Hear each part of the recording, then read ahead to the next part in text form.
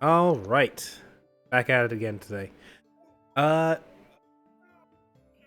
right. As Frey tangles with the Freybie, She getting is her all good now.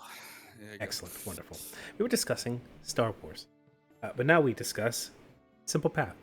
As we come back to the aftermath of delving into the troglodyte lair, you all have bridged your way, or tree strode your way back to the Dryad's clearing. After a little bit of a moment to catch your breath, and with Roscoe pleading for you all to give him just a minute with his wife. He then rejoins you as you all head back towards the village. Wait, his wife's a dryad?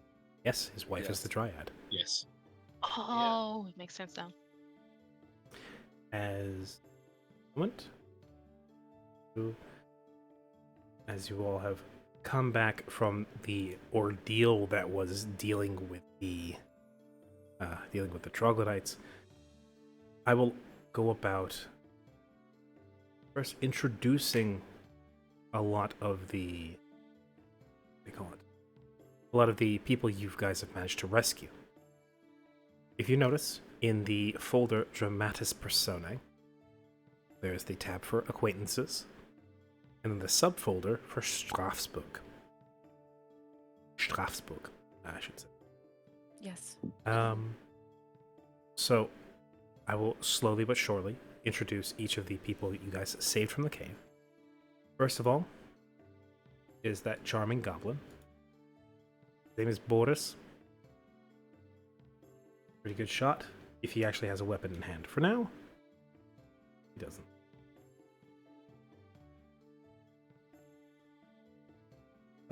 You know, some of these people, another one among them, a ashen-haired young lad with a very serious issue of bodily burns, is a young boy that introduced himself as Misky Drinkful.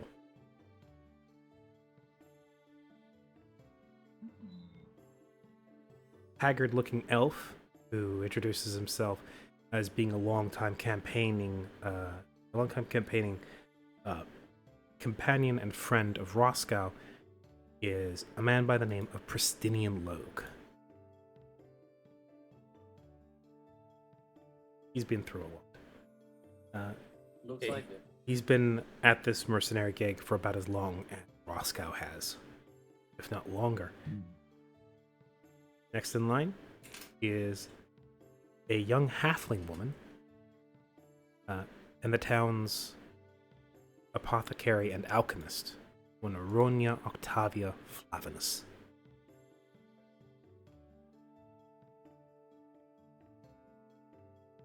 And lastly, the town's herbalist and head of agriculture, as she puts it, an elf who just simply introduces herself as Yana.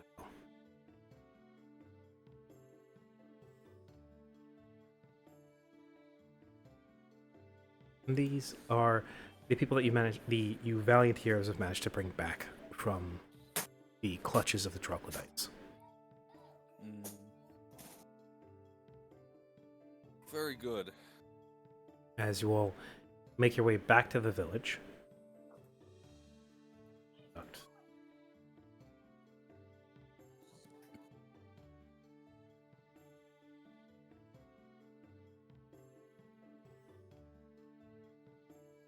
you all support one another or limp back in various states of disrepair as you return.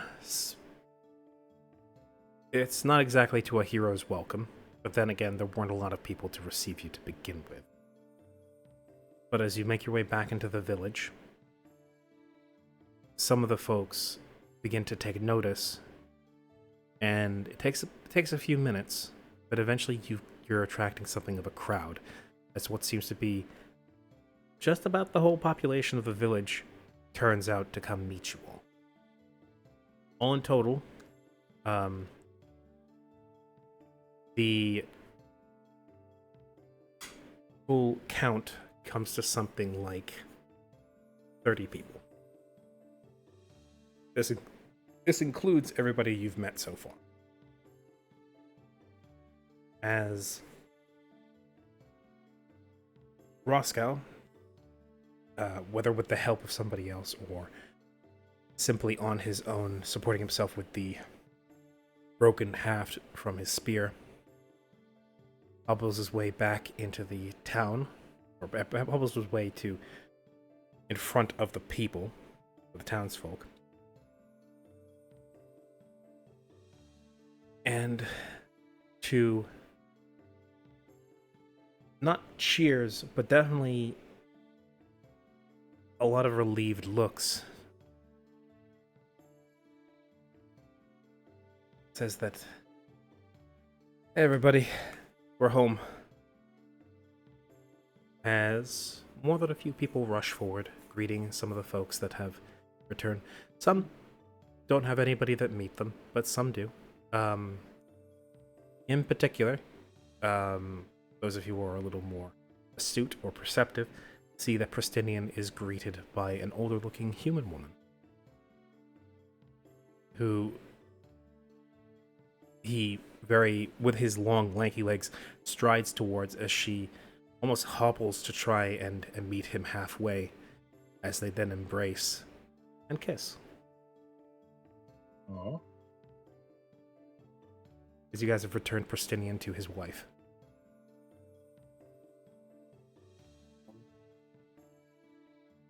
Oh, I see. Love is beautiful. So, Love is strange. Something. Lark takes out his notebook. Mark takes out his notebook. Strange. yes. You guys have reunited some of the townsfolk with their loved ones. Others, obviously, don't have a family to come back to. Simply are here on their own. Regardless, there are some tearful hellos and welcome backs. As Roscoe then goes about explaining the situation. That they were taken captive, that at least a decent chunk of the people who were captured are now dead after being either fed to the monster in the basement or simply being killed for trying to escape one too many times. He's shaving down what used to be 24 people into just 6. Or 7 at this point. There is some somber sadness at that. The air grows a bit heavy. As he then also goes about explaining the difficult to explain fact that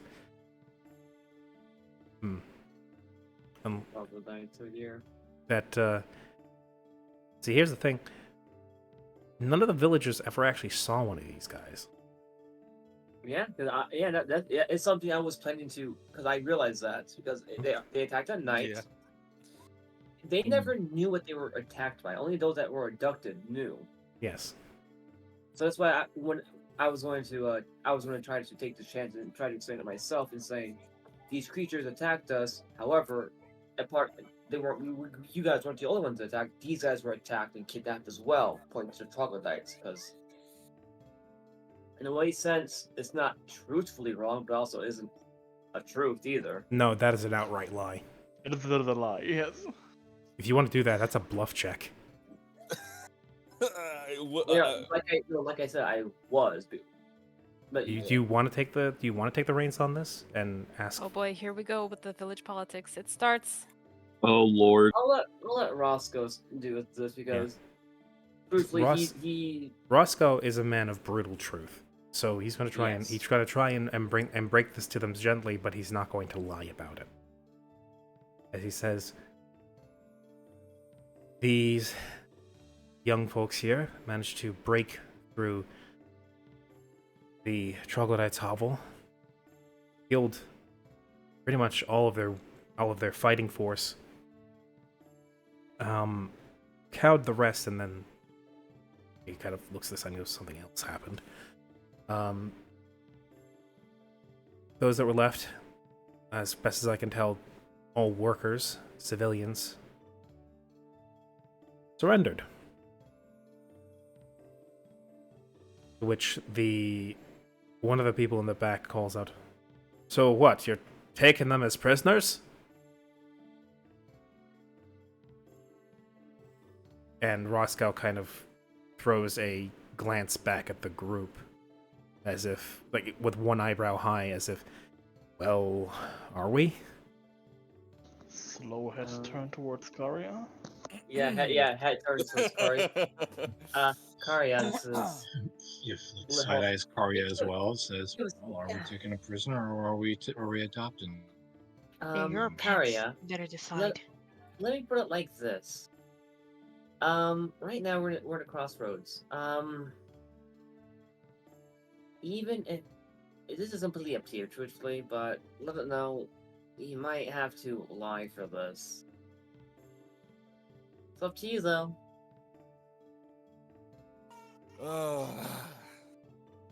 I will do no such lying. One, because I'm bad at it, and two, because Karia doesn't see any need to. Well, Have fun. I will say Flick will probably take one for the team, and he will probably lie and say, yes, we will be taking some of these troglodytes as captives for the time being. We may get some more information on potential other hives or dens of theirs or their allies somewhere in the area, perhaps. Vark frowns, but he doesn't say anything.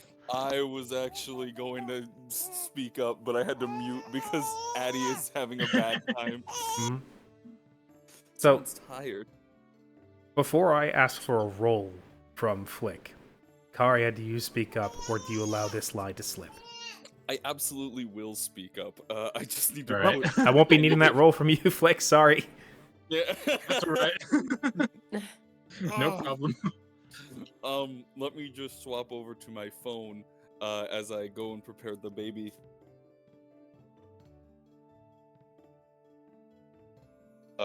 Karia will kind of position himself forward and shake his head, just kind of putting a hand on Flick's chest and go, no. If we're to actually have some form of unity, we can't lie to these people. We need to be up forward in front with them. No, they're not prisoners. Oh, Adley. No, they're not prisoners. They are innocents. They got roped up in this mess. And I take responsibility for them now. They're young and their children are defenseless, and they have done you no wrong. Those who have are most likely not alive, and in fact, some of them even saved the lives of your village folk, your friends, your family. This will kind of make note. Are they here? They're with us, I assume. Oh, they're hanging towards the back. Which ones saved the lives of their people? Because that sounds like a lie to me. No, the Warren Guard literally defended them, albeit That's- it might have been for selfish reasons. Yeah. But it was the Warren Guard did keep everybody down in her exit, which she was very particular about not letting anyone in, and then fought until her arm nearly fell off. Hmm. Even if indirectly, I do feel like that is pretty accurate to say that she didn't have to let them into her egg nest, and in fact did so, even though she told us that she would kill us if we did. And by letting them in, inadvertently saved their lives. Siren will also aid by saying, yes, this is true. I understand it is it's a difficult situation bringing the very beings that have caused so much pain here with you today. However, please understand that they were suffering with the same. Hello. There we go. So I wouldn't consider that lying. I think Matt still has me regardless, muted, which is why he can't hear me. He'll point over to the Warren Guard and go, Frey. yes. June is currently speaking. I think you still have her muted. Oh, yes, I do. My apologies. But yeah, Siren just explains that she understands the strangeness of the situation, albeit these troglodytes were also being forced to do something and didn't have much of a choice, and so it's a beneficial to both sides that there be some kind of a compromise of some sort, and that they're not here to further kidnap or damage anything. Since Karya is taking the floor on this, I'm going to require a diplomacy roll from him. Siren may assist. I will attempt to do so. Karya, or Ray, are you currently able to roll, or should I roll for you? You can roll for me, yeah. Because I'm currently crushing up a pill so I can lay the baby to bed. It helps that I am trained in diplomacy. Ooh. Bad. Very So that nice. comes to a 25. Whoa. Shame.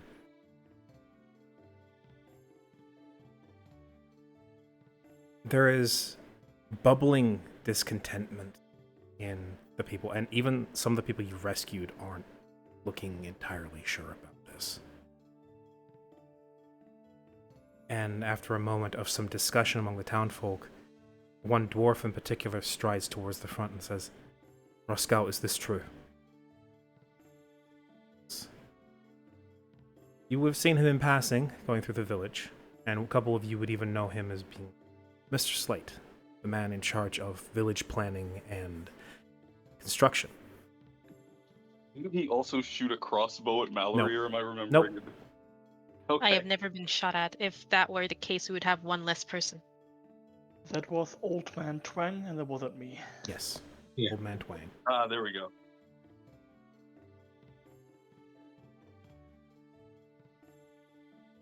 But yes. Slate. There we go. Stream can see it.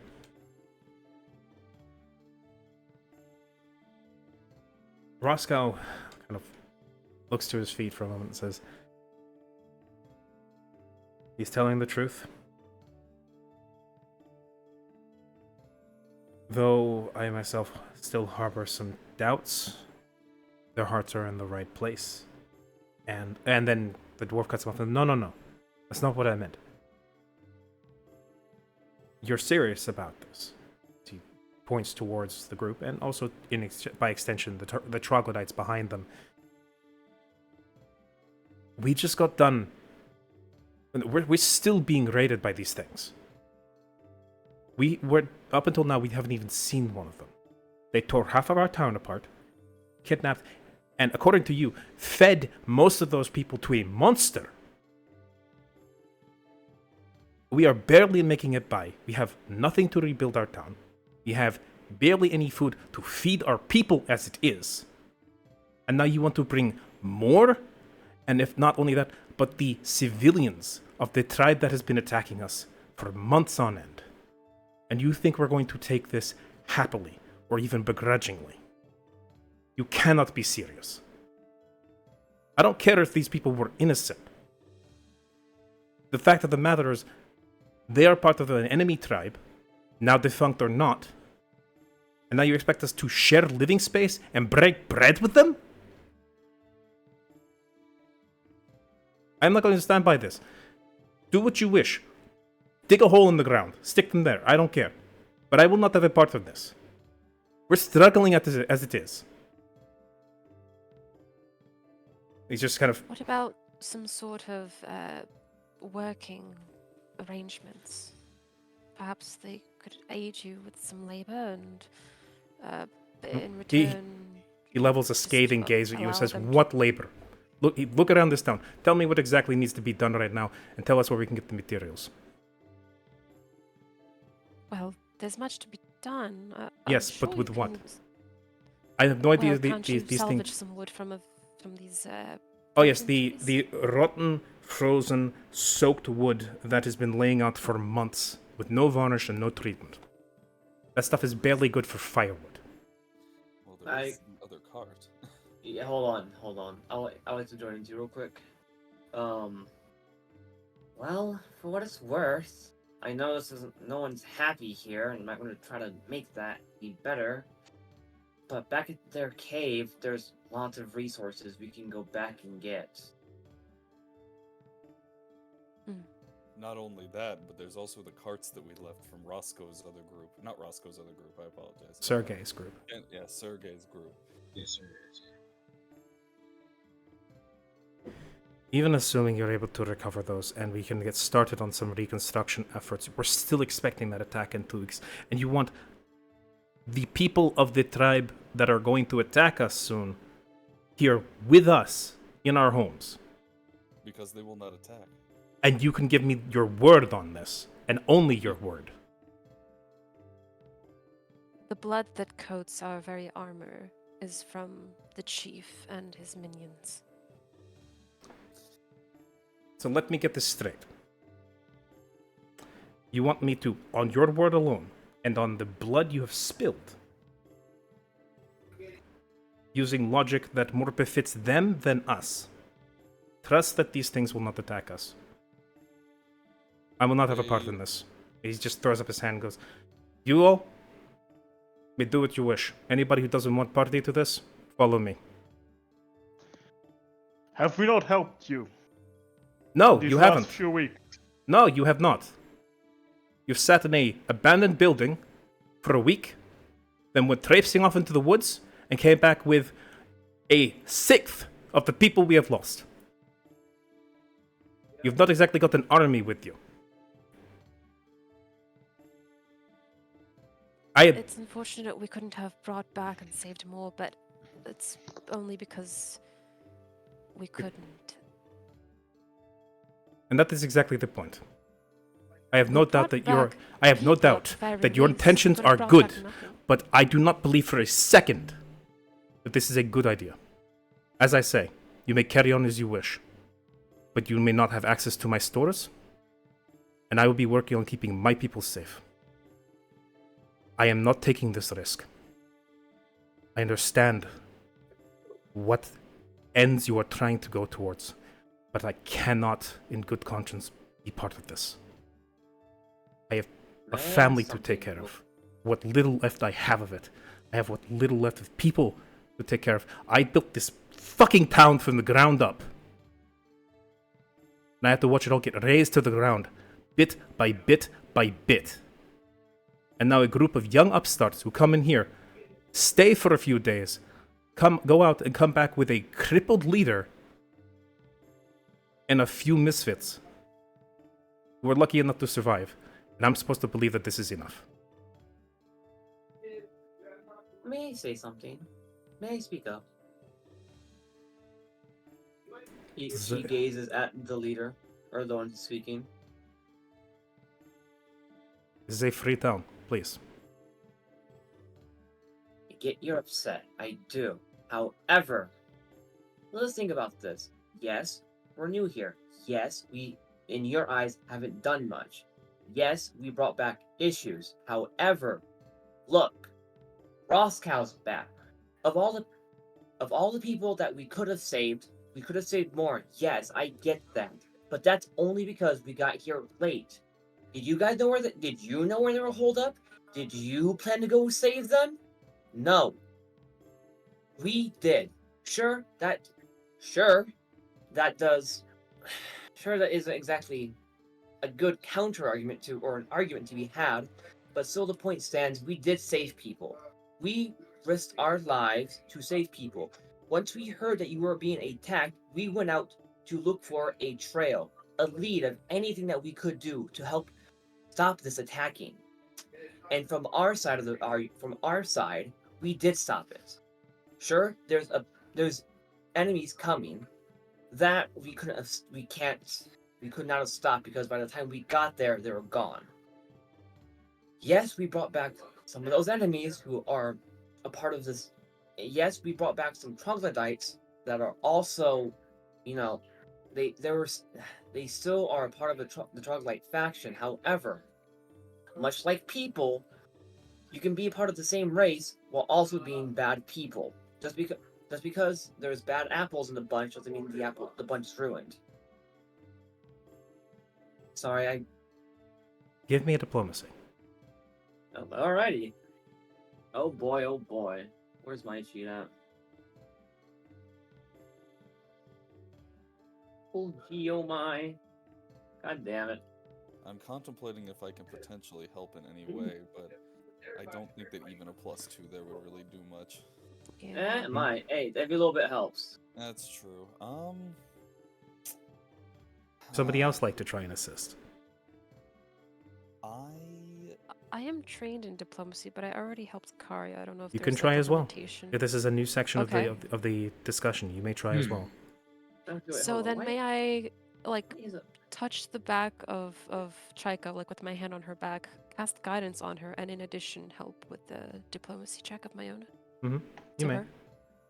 Okay.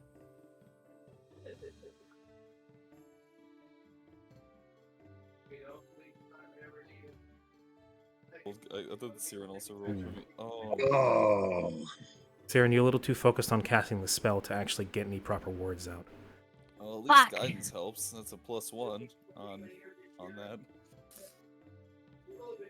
Ooh, Vark. Ooh. That was a good roll from Vark. The situation is grim. I do not try to discredit this. But whether you want to hear this or not, yes, we are not an army. We are upstart adventurers at best. But we are all that you have. And we are willing to help. Let us help you. We do not ask for payment, only that you let this slide.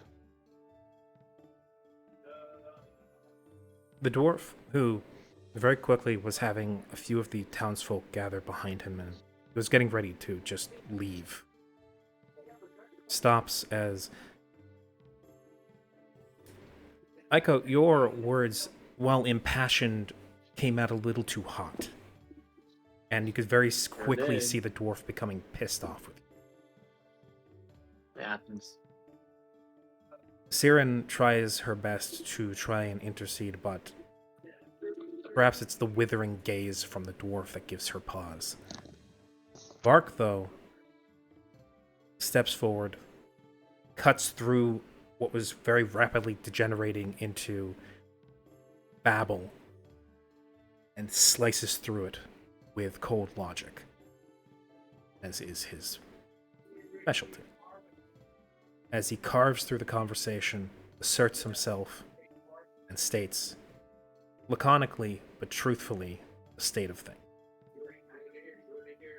The dwarf pauses, his face grows pensive.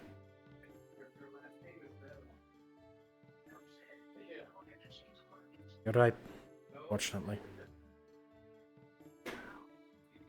We're past any sort of...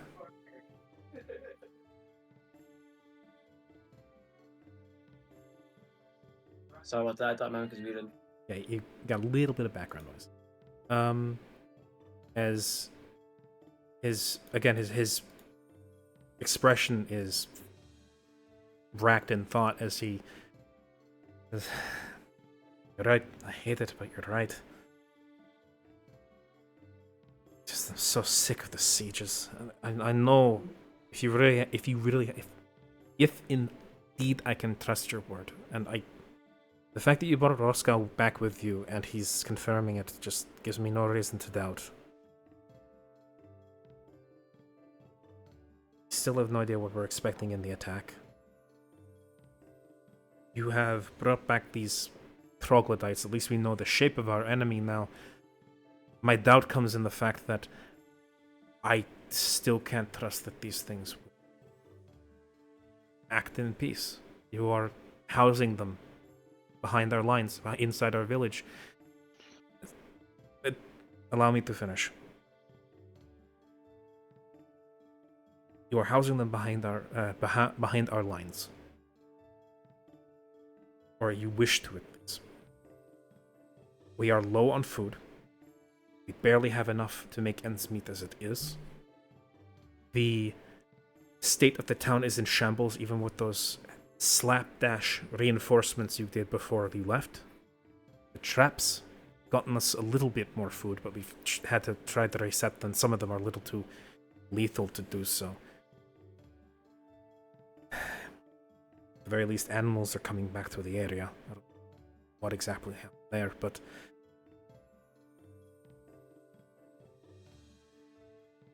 I know you're doing your best, and you've done more than any of us have managed to do in the last few months. We've been so suppressed and so strapped for people. All of our warriors were gone within the first couple of raids, Roscoe included. It was just this old handyman and what was left of the people. So used to being holed up here in the village and defending as best we can. Feels so unfamiliar to take the offensive. But I understand. And yes, you are more or less our one hope. Because he gestures to Roscoe. As much as I am happy to see him alive, our best warrior is currently missing a leg. A peg leg is barely going to do it, let alone good for a fight. But Roscoe kind of shrugs, kind of in a sort of expression of, yeah, he's kind of right. Give him a crossbow. I did. Yeah. Give him a ranged Yeah, weapon. that's He does the have mine. I mean that was the tactic Old Man Twang took up when he lost his leg. Oh. That's fair. Hmm. Karia would like to step forward here if you didn't have anything. Karia. I am Oh. one last thing. It's like, Oh, okay. fine. I will not close my storehouse to you. But while I trust you, he points towards the group. And you, he points towards Roscoe and those that returned. I do not trust them. And he points towards the troglodytes. I have no reason to, as best I can manage. They are civilians that you have brought back as prisoners of war. Unless you can confirm to me, in some way, that they are not. And they're not just here because you killed their chieftain and cowed them into following you. Until such a time as I can trust that. They are not allowed near the storehouse. And they are not allowed near my home. I understand, but I'm just not in the mood. That's your problem to deal with. That is your circus. You see to their defense, they're feeding. But we are barely making it by on food. And I don't know what we're going to do. If indeed these stores are there, I don't know how long it's going to take to transport those. Or if indeed there'll be enough. Or if they'll be able to eat them to begin with. I don't know if those lizards can eat bread. Because that's mostly what we've got. It says, I'm gonna go look over the rations again, see if we can make it stretch a bit farther. As he pats the side of his worker's apron and excuses himself out through the crowd. Mr. Slate. So halfway through, pushes his way through, stops, and turns around. May I follow you?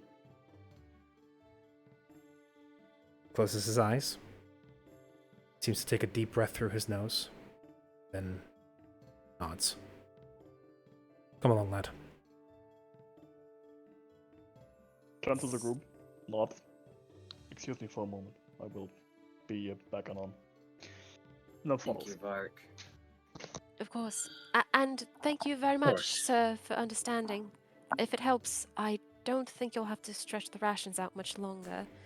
Something tells He's me already stepping through the things crowd. are Ah, going up. don't thank me.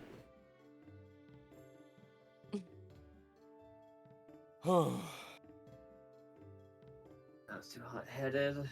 Ugh. Flick will cross his arm and says, that was a very close one. Very close shave. Better that we told Stumbled. the truth. He stumbled through it, that's for sure. Well, I was going to say before, but he had a point there with not trusting the troglodytes. And Completely. honestly, I correct. can. But I also trust our gut on this. And also tell him, but it seems like he's already going to check on his rations. But I would have shared Oh. with him that these troglodytes also offered us a little bit of perspective, if you will. Perspective. He says that these troglodytes, well, probably not these specific troglodytes, but at least troglodytes within this clan have been attacking the town. If they have any certain tactics, they might have disclosed them to some of their other cohorts. So I'm getting over this. To civilians? Well, they could either be civilians or potentially even volunteers if their numbers are low or if they need extra hands. I don't know specifically if they would know any tactics, but if they might have overheard, like maybe, say, a war room meeting or some sort of discussion with the war chief, they might be able to disclose maybe at least a modicum of information about what they might do next. The Warren guard, who is currently sort of standing towards the back with an armful of eggs, looking progressively more impatient, is sort of, it approaches you all from the back a little bit, eerily quiet as her feet pad through the snowy dirt. Wish to discuss tactics, we can do it at a later. Is there a place where I may put my eggs that are warm and dark? Yes, there is. We have our home. Well, quote unquote. We have a place. It has fire. Our lodging, yes. Our lodging for now. Yes. Good. I require a place to put the eggs before they freeze. They can only be exposed for so long. We're gonna need to be somewhere warm too. If you all would like to go, I will bring the troglodytes back to our lodgings.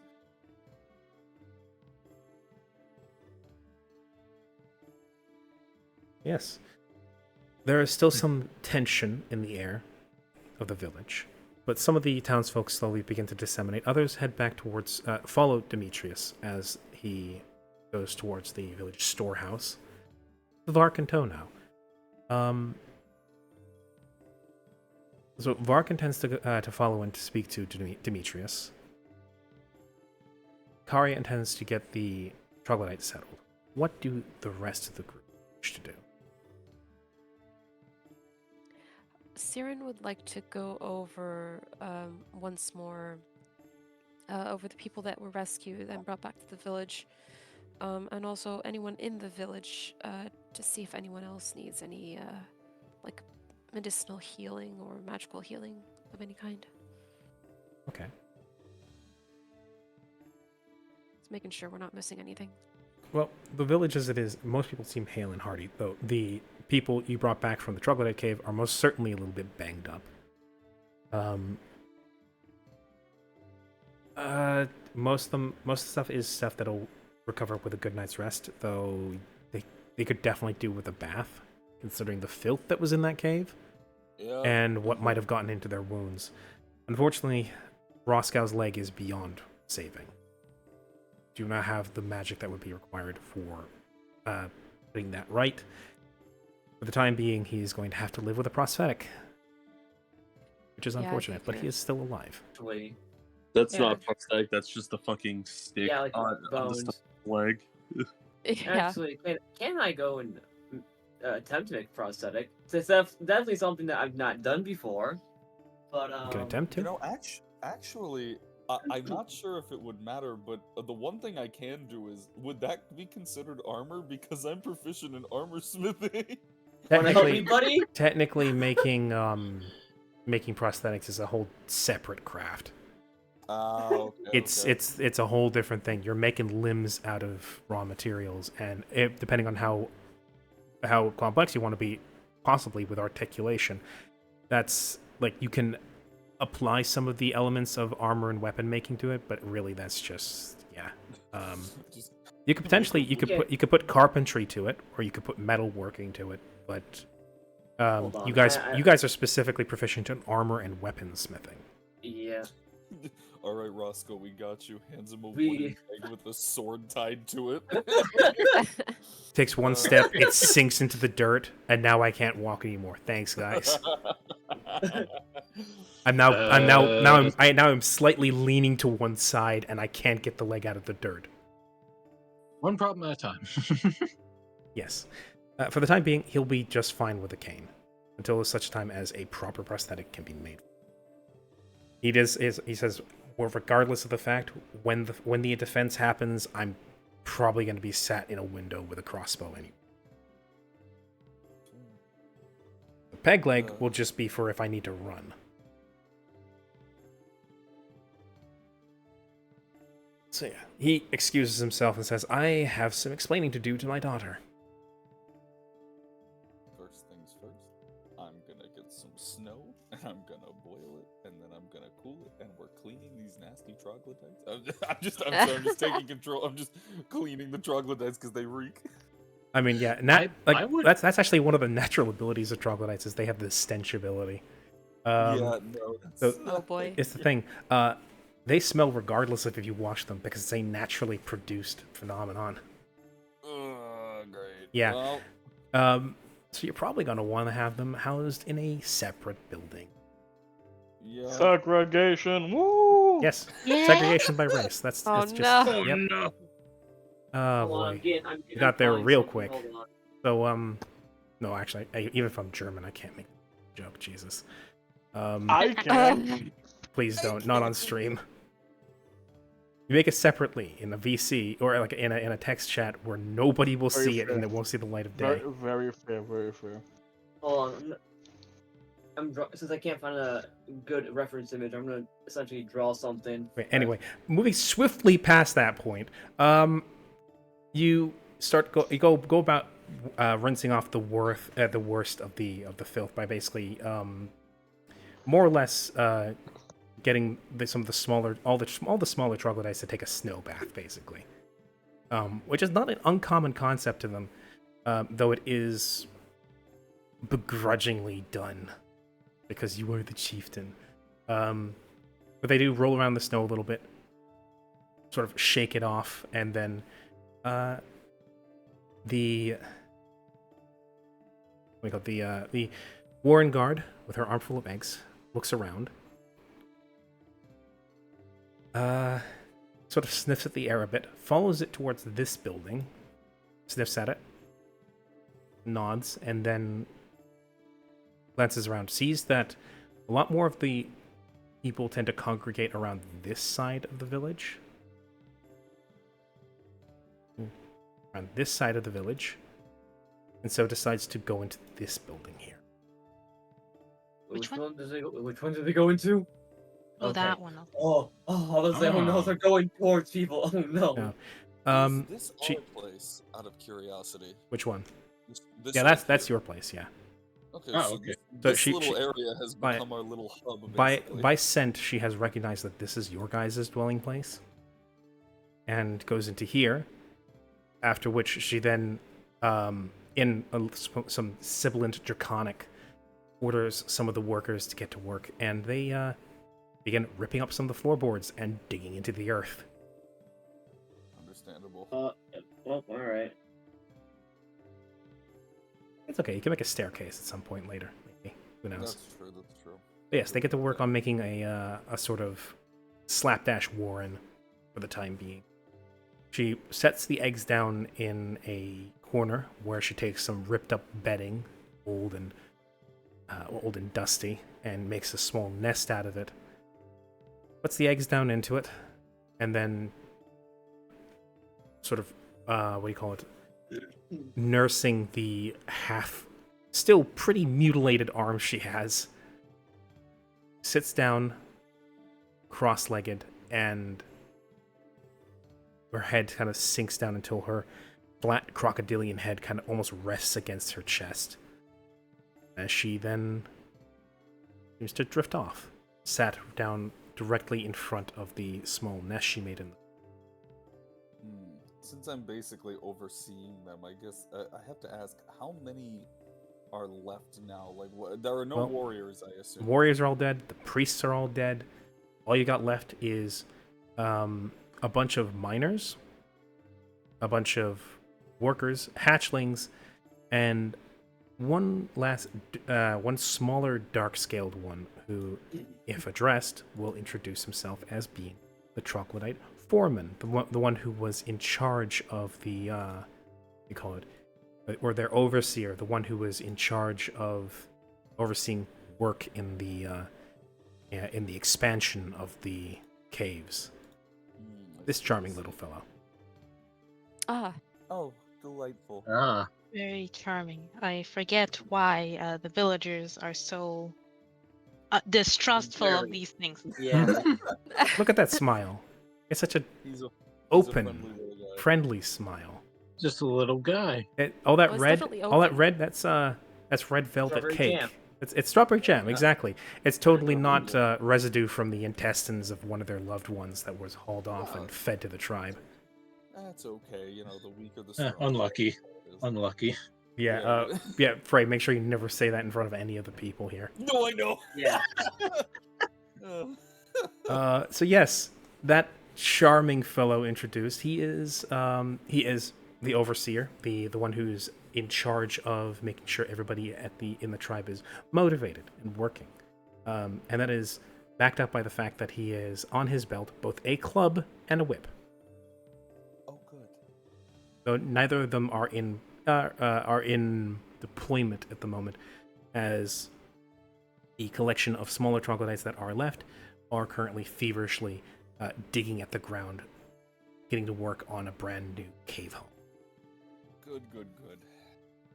Also, potentially increasing the property value by adding a basement to this horse stable. Hey, Slowly but Hey. surely, our economic standing will raise, and eventually we will be even higher standing than Ah. Stanislav. Ah, yes. The long con. through the Yes. what do you call it? Through the industry of troglodytes. I'm sure this will definitely outdo the economic powerhouse that is the Mortani.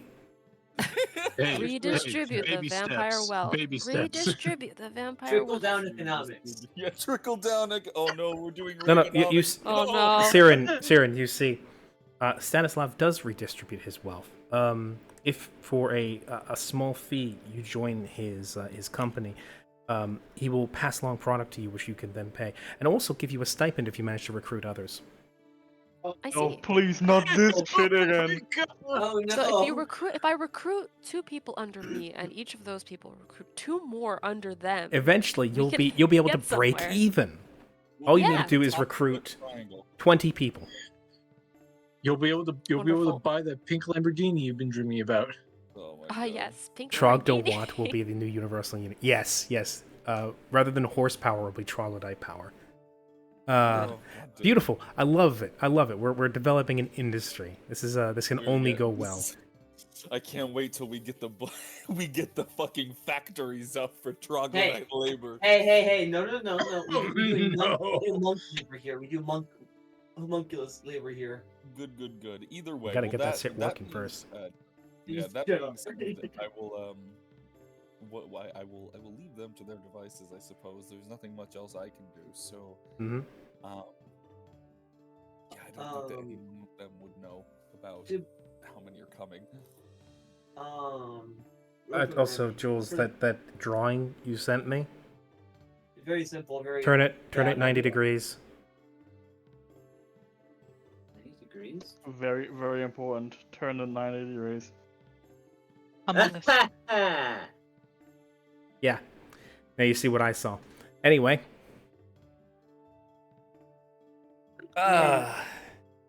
Right. So, Karya has gotten to work on getting the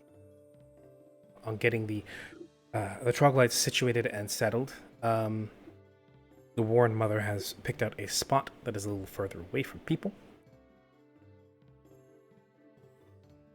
Now, what is the rest of the group doing? No, Vark followed Slate. What is the rest of the group? I guess Flick, let's I start with will. you. Yeah, I'll go first. Flick was originally going to go and join Kari and potentially help out the troglodytes, but if Kari's already got that squared away, then Flick will actually probably start thinking about maybe setting up like a line of communication between like us, the troglodytes, and the townsfolk when it comes to discussing like tactics, like setting up strategic positions, so that way when the next raid comes, we can be Mhm. prepared. It should be said, all the troglodytes left are non-combatants. They, Yes. um, Okay. you're not So in even that sure if they're going to be able or willing to fight. That's something you're going to have to figure out. Possibly That by is talking true. to them. So so in that case, since I know they're already setting up, Flick will instead head to the townsfolk and will do his best to gather them up because he would like to do just to help them prepare for the next raid. Okay. Do you want to start getting Basic- people? What you want to start drilling people and get them ready for a fight? Well, first he wants to bring up the possibility first, Right. bring up like see who's what willing. what the townsfolk had in mind for defending themselves from the next raid. Well, before you guys left, there was something of a defense line drummed up, and barricades were being set up. Traps had been laid. Some of the traps which have to be reset because they got sprung by animals. Something which previously was not a concern, but now, for some reason, it seems the animals are slowly trickling back into the area. Ooh, that Hmm. sounds good. And that's good news actually. It's amazing news because that means food. Also, something to be Yeah. wary of, it's something that Pristinian brings up, as he tells everybody to not touch those fucking animals, no matter how hungry they are. As he puts it in very plain and simple terms, when several people try and rope him into going and hunting, says, "Don't fucking touch those." Also, hey Haven, welcome in. Thank you for the lurk. He tells them to not touch the local animal population because until those things are re-cemented in the area and the animals start breeding and repopulating, if you kill those, and that scares off any other animals any other prey animal that look to be moving back into the area, we may very quickly find ourselves once more bereft of them, and this time they may never come back, or at least not for a few generations. So yes, give them a chance to repopulate. Flick would know the same problem occurs with fish. If you fish too Yes. much, then those fish are going to take a while to come back. Mm-hmm. So yes, you're familiar with the concept of overfishing. He's familiar with the concept of overhunting. Both basically the same concept. So yes, if you were to actually supply that on your end, he would nod and actually, Yes. like he would nod with a bit of respect and say, "Yeah, no, this guy knows what he's talking about. Animals know when a place is too dangerous to live in."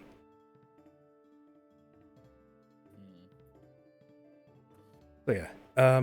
That aside, though, rearming those traps on when we can next expect the raid, because those things definitely fucking saw what that wyvern tooth trap did to a deer. As he had been brought while you guys were busy with this. He had been brought to appraise the carcass of a deer that they'd pulled out of the woods that had been, to use the words of Professor Farnsworth, to shreds, you say. Oh. Yeah, ribbons. Ugh. Very nicely and neatly cut for jerky. Unfortunately, not great for making, not great for using the hide. So you could say goodbye to that. Really only good for making like belts and leather strips out of, if that. So yes. Regardless, make do with what you can. But yes, if you want to start seeing about getting a defense rounded up, you can basically pick up where you guys left off before you left. Yeah. Flick will basically ask around, ask the townsfolk, who's willing to fight, who's willing to not fight. Basically, sort out some of the able-bodied folks from those who are just willing to stay in the back line and probably serve as maybe lookouts. Mm-hmm. Okay. You can start getting more or less a sort of militia drummed up. Yeah, basically, yeah. Okay, and that's what Flick is going to be busy doing for the time being. Farkas with Slate. Mallory, is there anything you want to do for the time being? I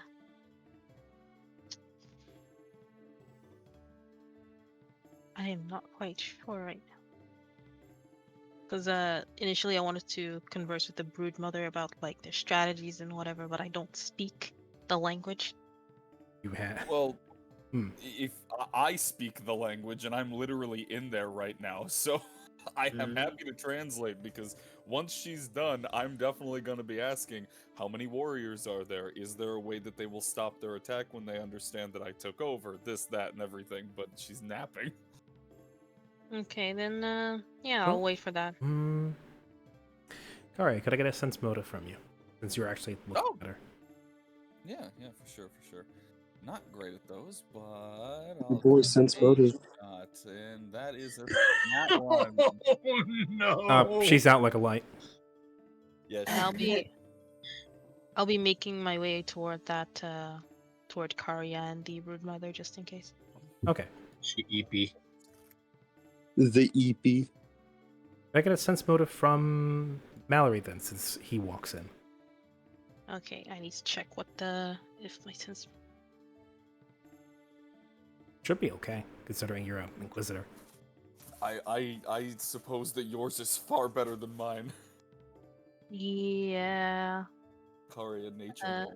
Karya no people. Karya Yeah. no axe and a Karya want to be leader. Karya no people. Karya won't be leader. Karya won't lead people. Oh, it's a shame that sense motive isn't a knowledge check, because then I would have added the +2 to that. Well, you also That's have a plus alright. 2 from what do you call it? From Stern Gaze. Stern gaze. Wait, what? Siren Stern- returns from the It's bathroom and it's says, the "Don't Inquisitor go in ability there." that gives you a bonus to intimidate and sense motive, based on half your class level. Oh. Oh right. I think I already added that. Where is it? Ding ding.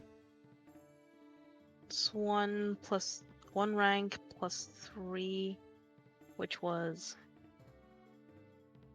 Yep. No, that's all. Yeah, it's already done. Sense Okay. motive. Gimme. 23. Not fucking mad. Karya, you see that she's hurt. She's sat down. Her head is down. Clearly, she's out like a light. She's sleeping to heal. That's what you do in this situation.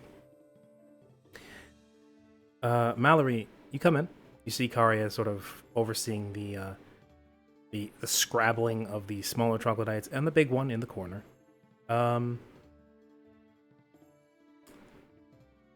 What's obvious to you pretty quickly is that the Warren Guard isn't actually sleeping. She's meditating, as the rise and fall of her chest does not match the movement of a sleeping person.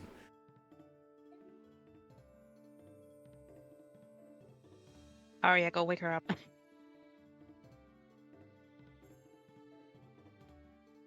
Arya? Oh, I'm muted. Sorry. You've been What kind of ordered to look wake over- her up. Yeah, I know. I'll look over to Mallory, look down at him, and go, "Are you sure? They're quite injured." And there will be many more if you don't talk to her right now. I see. Damn. Well, if it's that important, I'll head on over to the Warren Guard, crouch down beside her, and clear my throat a little bit. Guard, This one hears you. if now was a good time, the little blonde one with the halo over their head wishes to speak with you. Is there ever a good time? Speak. Speak. Yes, how many is the... He's just gonna ask the basic questions, like how many...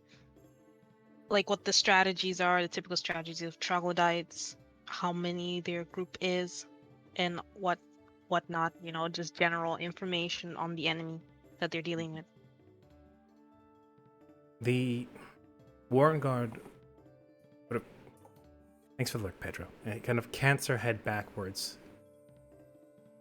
Eyes still not open, as she brings her hands together gently to lace in her lap as she begins to reply. Something you must understand about us, Vilgoth, is that we are a rigorously casted people. we have a strict order. As chaotic as we can otherwise be in our organization, those who are put in their caste stay there. This is not simply a choice. This is our nature. We have many castes. We have workers, warriors, spirit talkers, peace speakers. We have smaller castes, some that sometimes do not even see a member for generations. Then we have the noble caste. This includes the spirit father, the chieftain, champion. When someone is in one of these castes, there is no, what is the term some use? Upward mobility. Stays there unless one manages to prove themselves in the single art of promotion. And that is to fight, win, and become chieftain or champion.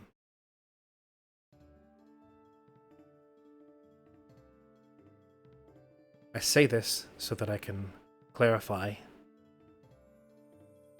first of all, that myself and the workers will not be able to take part in this defense unless they come breaking down this door. Our part in the tribe is to only fight and defend when it is the utter extreme and is absolutely necessary. In opposition, the ones you are going to face are some of the most able-bodied warriors our tribe had to offer. You fought the champion, you fought the chieftain.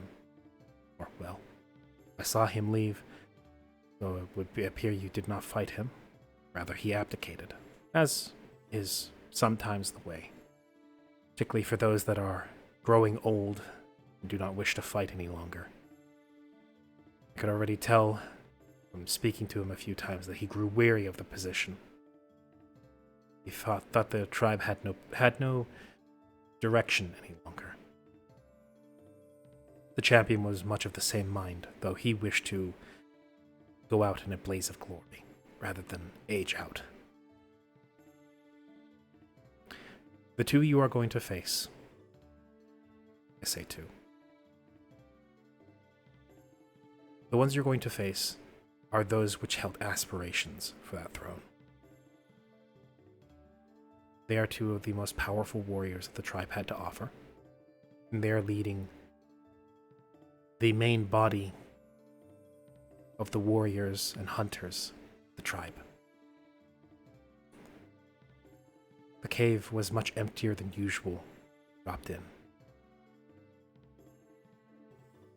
Their tactics, I cannot tell you, because they did not disclose.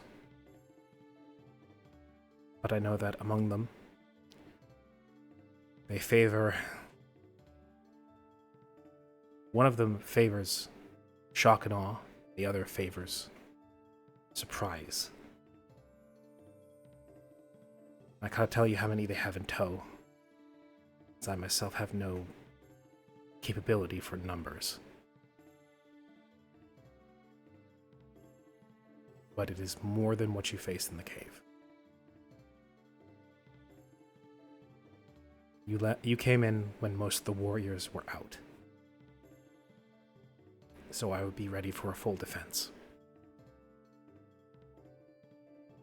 And if you intend to make your declaration as chieftain, I suggest you be very firm about it. I don't suppose that they will be willing to bow at the knee and submit if they wanted this title. They could. They could do as they did before, lie in waiting until they could take your head. Or perhaps you would prove yourself as being truly mighty and cow them through the evidence of your own actions, as the chieftain did for a very long time. The reason they never tried anything is because they feared reprisal.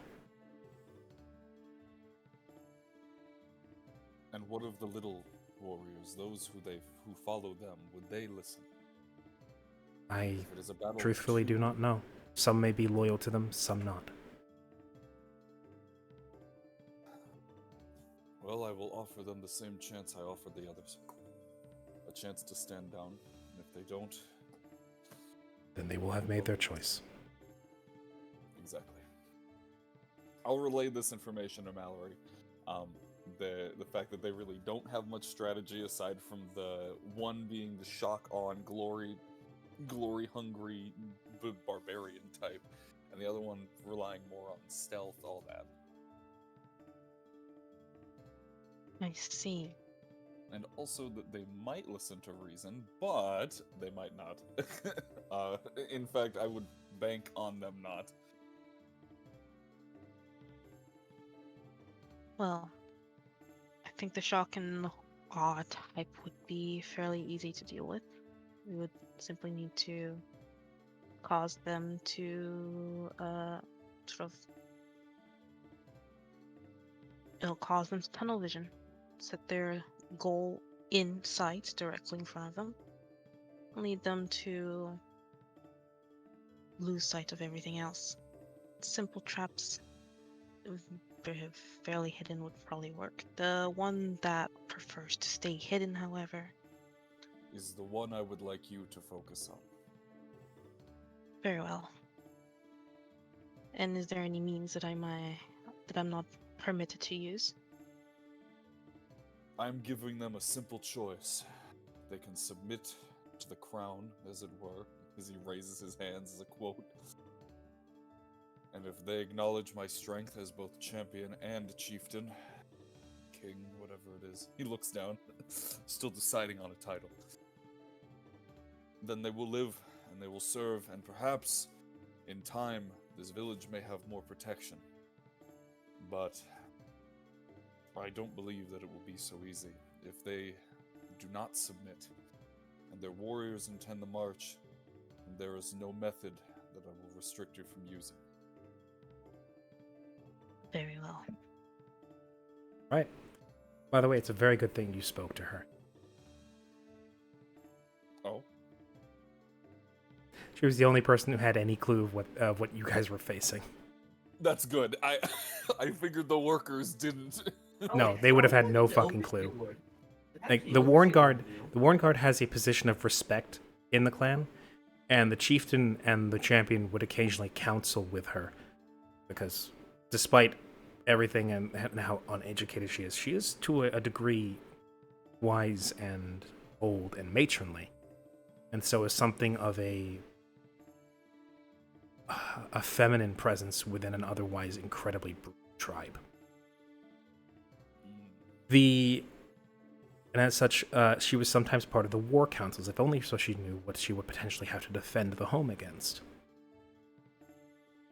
She was not consulted for things like tactics, but at the very least, she had an ear in on those, and she knew basically the big ones in the tribe, the people of note, personally to a degree. She and all of her predecessors are pretty much everybody's mother, as well as their guardian, up until they reach a certain age. But yes, so, tactics laid bare, clue given as to what you guys might face on the horizon. Hello. Is there anything you're doing in the meantime? I'm assuming I already went off to the sea to go do my stuff. Right, you're gone for a couple of days. You're gone to go Yeah, summon like, your Goddamn capybaras. familiar's back. Yeah. You, No, no, you everyone make sure to was tell so everyone where you're going, right? So again, You made sure to tell anyone really where you're going, right? Before you leave? Holo can't read the room, so no, he probably didn't. Honestly, knowing him, no, he probably didn't. Oh, Hello basically follows the river all the way down to the ocean for a day and a half, where he then conducts his ritual, gets bitten on the shin by Lolo, and for the first time ever, hears them speak. Only to him, but he hears them speak, which is something to the tune of, You fucking idiot, we don't have thumbs. Yeah! You fucking idiot. When Which did you is, get such a You forget who your mom is, don't you? you know fair? Fucking I'm a idiot. fan of this. You're a real dumbass Fair. before, but now this takes the cake. I thought you was in trouble, but instead, turns out I didn't really need to be down there because you're still alive. I mean, Why? if you Could have put us in a basket or something, but you didn't. Oh, Paka, Lolo, climb down the rope. We need your help. Splat! You fucking idiot. You know, This is. I have to deal. I think I I'm have to- relating more to Paka and Lolo than I was to Hollow Hollow right now. Because I was gonna say the same. Why did you jump down the waterfall? There was absolutely another path. Fucking- Well, they weren't alive for the whole waterfall thing, so they have no idea that happened. Oh, I can't wait to tell them. No, Oh, they're talking about the descent into the actual hole itself. They're like, oh, you guys. I know. I'm just saying the sentiments are echo. Yes. You pretty much get a. You're really goddamn lucky the mom likes you so much because, oh boy, I wouldn't be here if it wasn't the case. You got a lot to do to win us over again, and we expect some tasty stuff in the future. I'm gonna throw a watermelon, maybe like a watermelon or some fruit sliced towards them. Where the hell would you have gotten watermelon? And that's why I ended up saying some type of fruit. Where the hell would you have gotten fruit out here? You know what? I mean, there's some berries around, maybe. Yeah, you could have Fruit. maybe picked some juniper berries or something somewhere, but yeah. Yeah. Yeah. Now we expect tribute. Hey, Rami, I sent you a message. Oh lord. I love the whole like mobster, like, hey, hello. You gotta pay up, Hey. you owe us. It- You owe me it- Hey, we're money. coconut dog in here. And suddenly Otto appears in spirit form as a... No, I'm kidding. Okay, Taka and so Lolo become loan sharks. quick question: the Peaky one that was cappies. talking, has this been Paka or has this been Lolo? the Mostly been entire Lolo time? with it's mostly been Lolo with Paka kind of chiming in every now and again, echoing what Lolo says. Oh lord. Oh yeah, Lolo's the It's boss. sort of it's like twin mopses in stereo. It's like, yeah, you fucking idiot. Yeah, you fucking idiot. Memories are Yeah. a bit hazy. Paka is basically being the kid, echoing what the parent is saying. God damn it. God damn it. Yeah, no, that checks out though. That checks out. So like more food or something. Eh, I hate yeah, it's a start. it. And buckets. Just Yeah, maybe in the just future, bring one of those next time you decide to go diving down a hole. and well, It would have taken you guys Oh, and- like a day to go back and get a bucket. Couldn't have been that hard. I mean, Swear by mom's shiny teeth, you are a piece of work. I mean, Eh, that's- and you alive? Everybody's still alive, or are you just like the only one left, and you're like running for your life from whatever was in there? everyone's dead. That's a joke. Laugh. I ain't laughing. Okay. Once again, Well, your we attempts called at up- humor fall flat, like us. That was kind of funny. I know, but because no, we're actually good at humor. Now talk. Well, I fell down the waterfall. Foul? It wasn't you who did that. Don't take my thunder. Or I I'm swam sorry. under. I'm sorry. The fish elf fell down a waterfall. I'm more like I swam down someone else. You fell did down it the on waterfall. purpose. Yes. Oh, good. You are fucking stupid. Oh no! I cannot believe I have been chained to this fucking idiot. Yeah, you fucking idiot. Holo is just getting grilled He's right just now. getting Holy an shit. earful. It's just like yes. Holla Holla is sad cat facing right now. Yeah. He's a sad So, rat face. let me get this straight. The kid that grew up his entire life on an island with aquatic elves, being one himself, spent basically half his life in water. His mom is a sea creature, and you fell down a waterfall on purpose. Someone fell down the I waterfall, feel and I like went most to of go. us have freaky, scaly parents. You know, kind of got Mhm. freaky with some Mhm. stuff out there. Yeah, yeah. We can talk about that later. Yes, we will can have talk to, about our absolutely. strange Mm-mm. heritage. Anyway, yes, staying in the scene. No, the fox one fell down the waterfall, and I went to go retrieve her. Why? Just the right thing to do. The right thing to do is not go head first down a waterfall and break your head on the rocks. You're sounding a lot like Mom right now. What do you think we are? Fair. We're not exactly like cute and cuddly. Like this form? This form? You chose it. Like whether you know or not, whether it was like something creeping around the back of your head, we didn't choose this form. We're like this because of you. We're a manifestation of Mom's power given to you. We're here to be your teachers. And then you pull shit like this. What about Yeah, survival of the fittest do you not get? You are the least fit person we have ever been attached to. You know what? Fair. Can you at least still walk? But- Yeah, I'm surprised about that. I had a harpoon in my leg.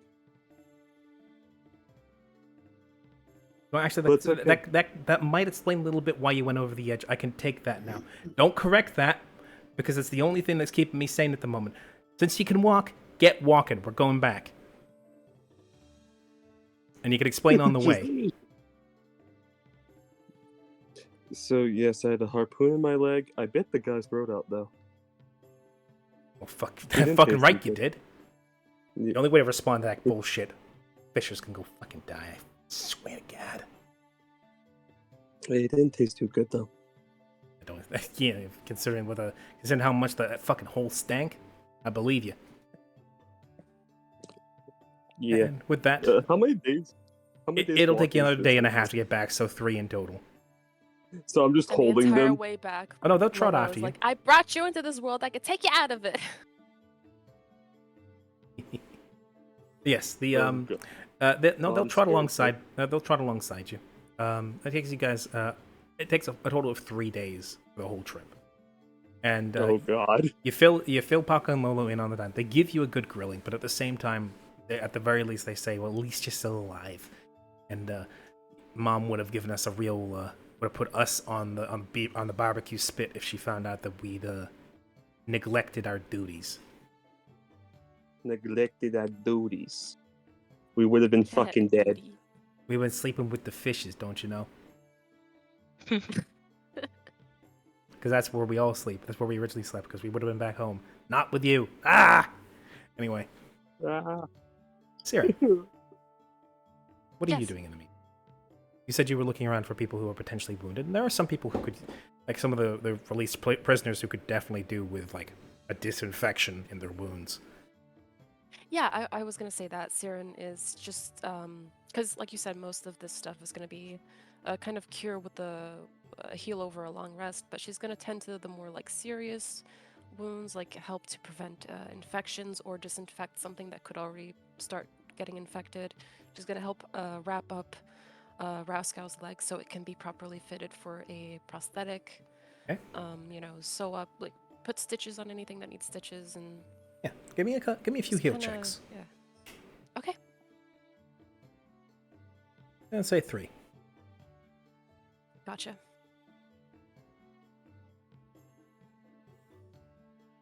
There you go. Okay. So, Siren, you spend the better part of the afternoon after coming back, or in this case, it's the evening, getting wounds cleaned, washed, any untended to, like, wounds that have been left open, stitched closed, stumps, we call it stumps, bandaged up, the whole shebang, as you get. You are assisted by the far less immaculate than her portrait implies, Ronya, her being the town apothecary, as she herself also sits down and using what's left of a stash of medical supplies that she has left. She digs out of the remnants of her home,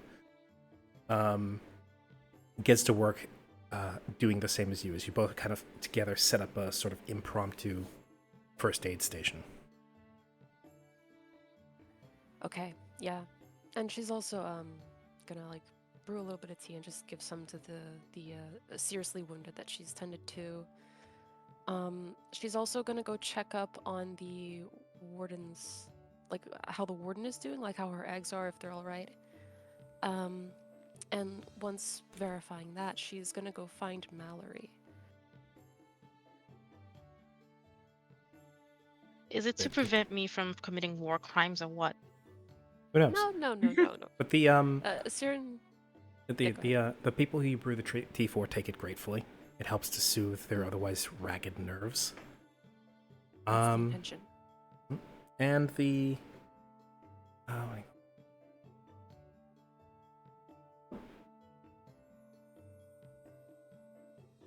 what else was there? You said you wanted to brew tea and then just seek Mallory, or was there something before that? I passed me by. I said hand out tea, go check up on the the warden. The one that was, just like check up, see if she's okay, like needs healing, or see if her eggs are all right.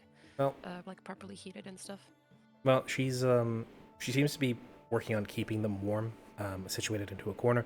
She's built a nest out of old linens and some wood, to keep them sort of boxed in and upright and warm. She herself is definitely not in a good way. The healing that you did provide helped a little bit, but she's she's still basically missing the left half of her mouth, where the lips have been ripped away. Her arm, while still attached, is only so by muscle fibers and not by any virtue of proper connection. And while that may heal, that may also heal and set badly. You get the feeling that she's used to just sort of toughing it out. Yeah, I figured she seems pretty tough. But once that's all checked up on, Siren is just gonna say to her in Draconic, "You're doing a wonderful job protecting the village people and your own kin. I just wanted you to know that you're inspiring, really. Your strength and determination. Well, anyways, if you need anything, My place and my intention is never to inspire. It is simply my duty." and that in itself is admirable. I respect that. She gives you a nod in Now return. Siren is going to go find Mallory. I'll nod to her back. Okay. Well, Mallory would be in the area, seeing as he was speaking to Karia and the Warren mother not too long ago. Mm-hmm. So, Siren is going to go up to Mallory and say, excuse me, Mallory, can I talk to you for a moment? Of course, Siren. What is it? I noticed during the battle with Karia and Vair, while they were afflicted by the sickness, your halo was glowing very brightly. I'd always wondered what that was. I'm assuming you are of divine origin. Is that correct to assume? You're not wrong. See, that's fascinating. I haven't really had too much experience with people of that kind. So excuse my ignorance. Are you like from a divine family? You would say, like, are you from the heavens? Question mark. Nobody's from the heavens, Syria. We were all Well, born on this earth, and we're all going to die on this earth. One way or another. I suppose that's true. Hmm. Well. Sorry, I was just curious. Really, I'm still learning about a lot of different things. So your parents, they were both like you. Physically, a little. But I never could relate to them. Mm-hmm. Yeah, oftentimes there will be children that are born different enough from their parents. That is also a very large horn that you have. Do most divine beings of your kind have that as well, or not? None of them do. I see. Is it a natural horn, or is it a decoration of some sort? I do not think that any angelic creature would don themselves with a horn. Well, that's true, but different cultures call for different fashion choices, I suppose. Oh, my. You are an interesting one. Well, I don't want to take up too much of your time. If you need any help, I am around.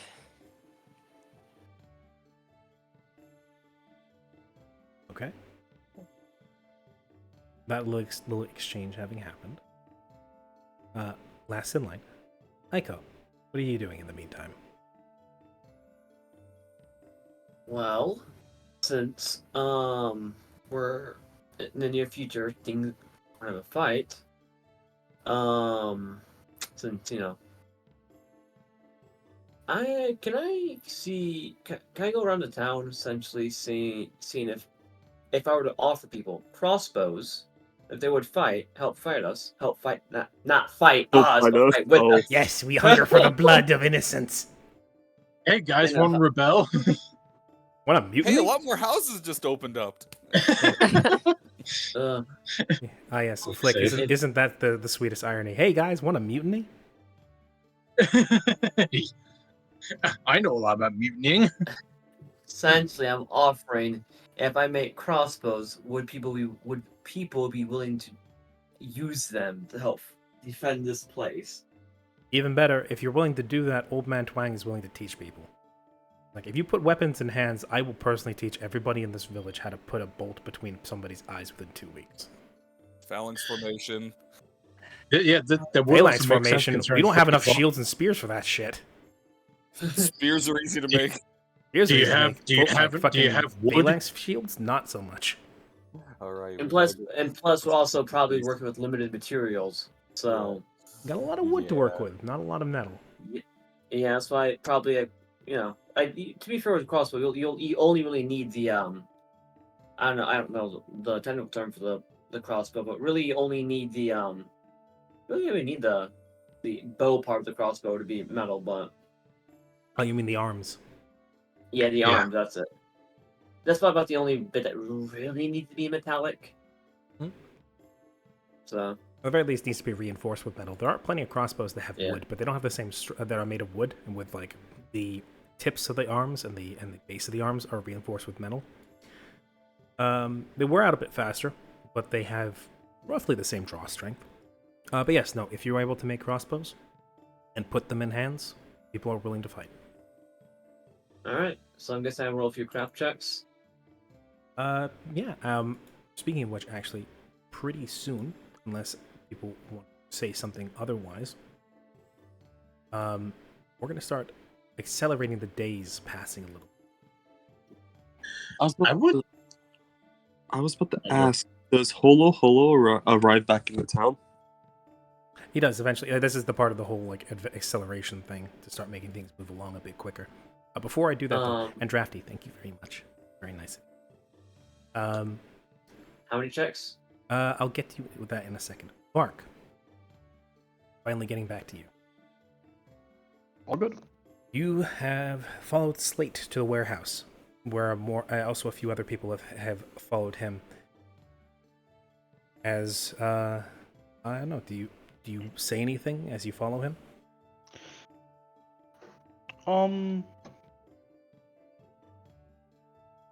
Not until we get to the storehouse. Okay. Unless he speaks up first. No. He will quietly trudge his way towards the storehouse, which is. Mhm. He'll go up, take off a ring of keys from his belt, reach up, undo the lock, and then push it open. He'll take a step inside, and then he will pull out his pickaxe, which he has on his belt, knock on it a couple of times, and then it will light up. He holds it above his head, almost like a torch. Okay. And that's when he decides to speak up and says, as you can see, he gestures around the, or not even half empty, more like 3/4 empty storehouse. Most of this is empty boxes. See, sad state of affairs. We've got a few crates of food, got some bread, hardtack, and other things that'll last a while, but it will eventually go moldy. After that, it becomes a danger to eat. We've got some tools that are in rough shape, and we've got some stored dry firewood that'll do us for the coming months just fine. We've also got 1 barrel of oil left. Beyond that, we've really not got that much left. As he then turns to you, pickaxe glowing high above his head, and looks you in the eyes. So, do you want to talk about something? Just want to have a look over the stock.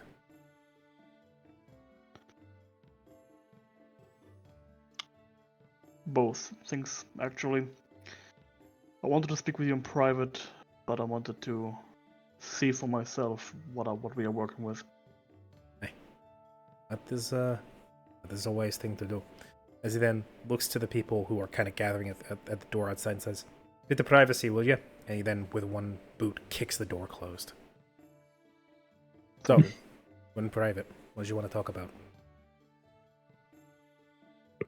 Word has surely come around, but in case you're not aware, me and my colleagues have been sent by Stanislav. Yeah, I heard. Good. That spares me an awkward introduction. I don't. Introduction. I don't judge you for it. It's work. Remember, if it wasn't for Stanislav, we would have never been able to build this house. Some of the people blame the vampires for this, but honestly, if it wasn't for him, we wouldn't have had the materials and the investment to get half this town built up.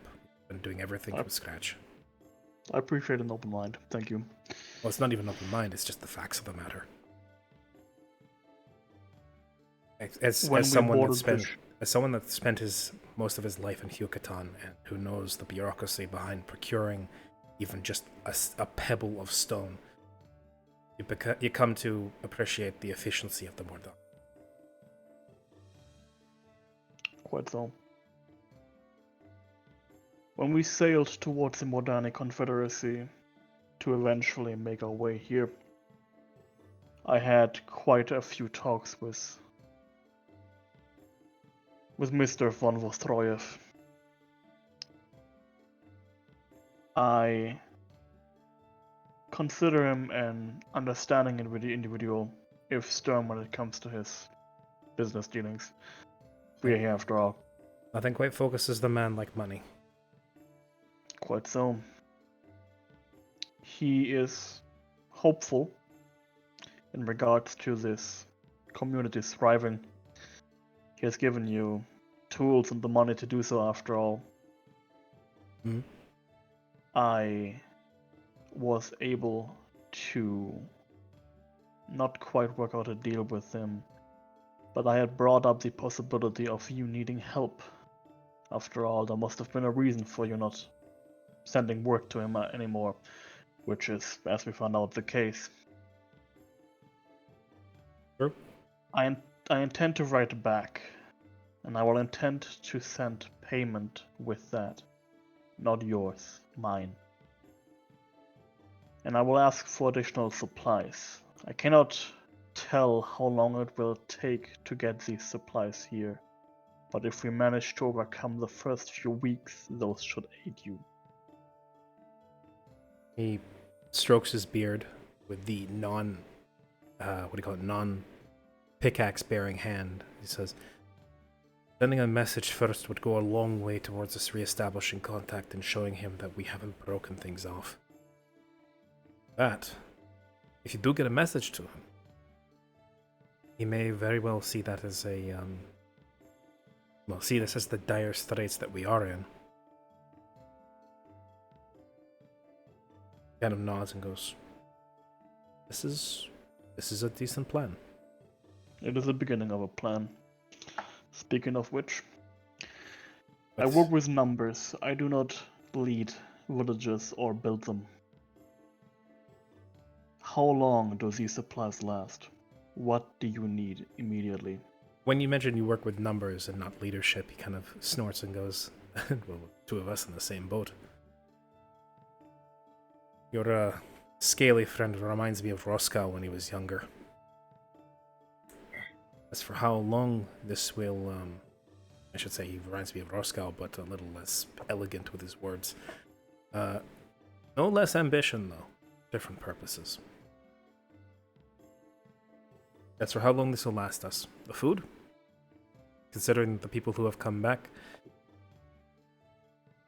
And if somehow somebody convinces me to split it with the troglodytes, optimistically a week. I would say more like 4 days. Alright. If we stretch the rations real thin, I mean by that one full meal in a day, we can make it a week. Very well. As for the construction of the village, we can't even get started on that yet, because even if you were to have the materials, people can't work on an empty belly. There's enough lodging for the people who are currently here, yes? As it is, yes. The rebuilding of the village will only be really necessary. We want to get some vital facilities back up and running and have lodgings for if we hope to repopulate the village, whether naturally by bringing new people in. Very well. I will bring this to attention of the others once we reconvene, but I figured it best if you are the first to hear this. We have lost quite a few wagons on our journey to this village. I intend to convince the others to reclaim them. Even if the wilderness may have taken the toll on them, we might be able to recover essential supplies, both food and otherwise. His hand comes away from his beard and says, wait, no. Your big-ass wagon wasn't the only one? There were 4 more. 3. He like brings a head and like, slaps against his forehead. That's... I thought you were tourists or something. You came in here riding in with a ghoul and like with a couple of ghouls and your freakish cart, and I thought for some reason you were a bunch of fucking crazy tourists that came up north. Mr. von Vostoroyev hired us specifically to track down Mr. Roscoe and It's like, figure out I thought why. you were just done this on a flight of fancy. I'd heard that you were working for Stanislav, but I thought that you were auditors or something, not... This changes... We are here for you. We are here to help you.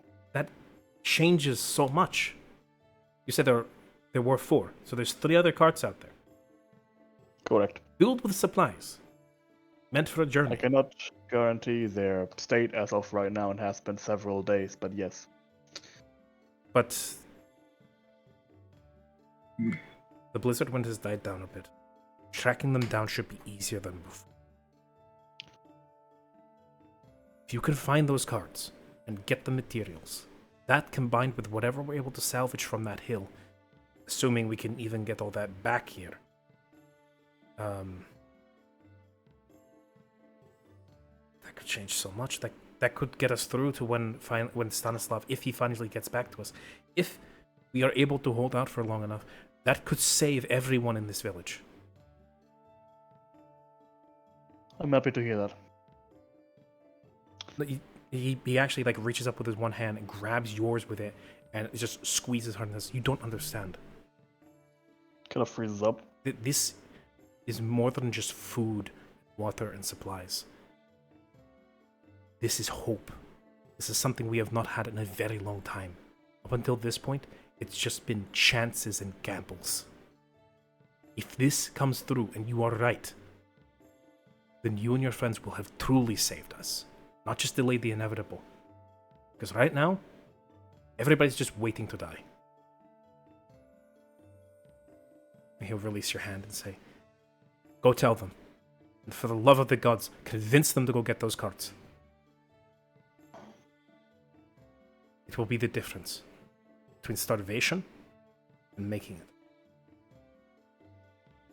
Lark nods slowly. One more thing. You mentioned the storm. It was of unnatural, supernatural causes. We have destroyed what caused this storm. The winter will die down. I cannot tell whether it will go away completely, but nature should return to its normal, whatever it does. That's a welcome thing to hear. I hope it happens quickly, because we need those fields to thaw like soon. That was what I am getting at. Do you have an herbalist among you still? Well, now we do. And since you brought back Ronya, oh no, since you brought back Yanabel. She was our herbalist and our head of farming. If you wish to talk to somebody about things that are horticultural, you will wish to speak to her. Very well. I may have a way to grow plants quickly, including crops, even in these conditions. But it requires multiple materials. I am an alchemist, you see. Then you'll also wish to speak to Ronya. She is, rather than was, thankfully, but an alchemist and apothecary. She will be. Is that so? She will be the person you wish to speak to if you wish to set up an alchemist lab. Very well. Go. Leave me to my dusty warehouse. You've got much more important things to see to. Does a little curtsy. Thank you for your time. I like to imagine that he like grabbed his waistcloth and actually did a curtsy. And was like, Yeah, that could. You gotta watch as you go. As he's a strange boy. Yes. This is where I hope to speed things up a little bit. As over the course of a few days, going from right to left, Flick, you're getting people rallied up together, and so you got some people even like practicing drilling.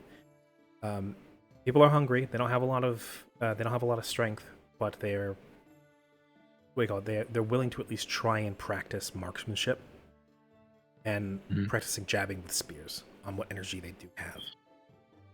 And if they need a little bit of like extra encouragement or even some like extra pointers, Flick can absolutely help with training them.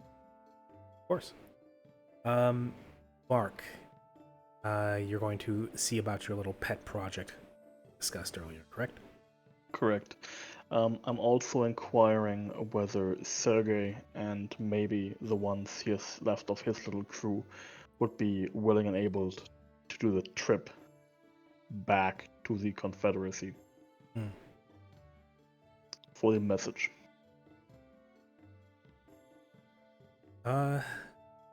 Sergei is a little apprehensive because he doesn't know what dangers are still lurking on that road. But the ghoul guard that was with him,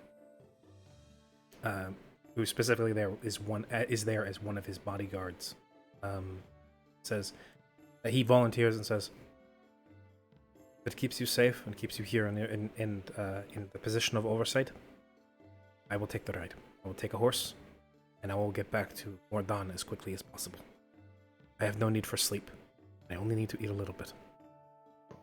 Well, be great. And I assume you draft up the missive you wish to send and hand it to him. Exactly.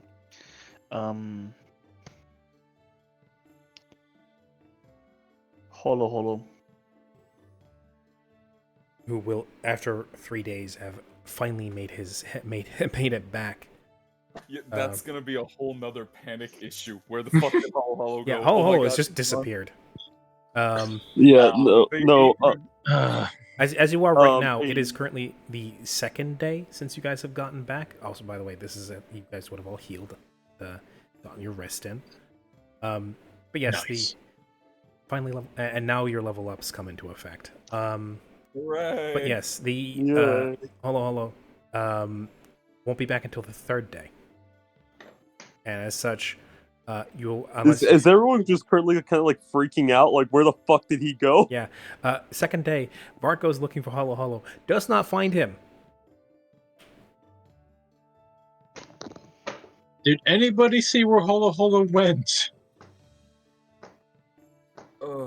Yeah, I say in character.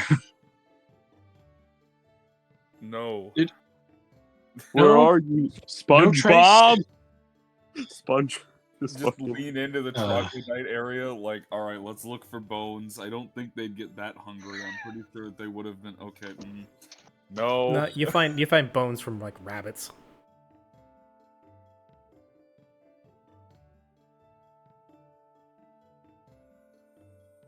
Oh my god! What happened? No, Siren saying, is it really that big of a deal that Hollow vanished? Oh no. Damn. Okay, Yeah, I see yeah, how it is. Flick- I never come back. I just imagine like Flick just like slicking back his the hair in his head and just saying, "Okay, anyone in town, if you happen to see a aquatic elf person with dark skin and white hair, just point them out to us." So yes, one of 7 freaks that have wandered into our town. Yes. It's okay, hard to miss. You guys, I'm going to be very, very kind in saying this. You guys standing in a crowd is like playing a game of pick out the anime protagonist. That's very beautiful. You're not wrong. Yeah, I think like, I blend in to an extent. I mean, You're yeah, right. you specifically are fucking built Peppermint. around blending in, so you maybe when you're in your I am angry mask form stick out the most, but yeah, weirdly enough, your kitsune form is more that will better stick out. better blending in. Because most people don't wear masks. Yes, Hollow is absent for the second day.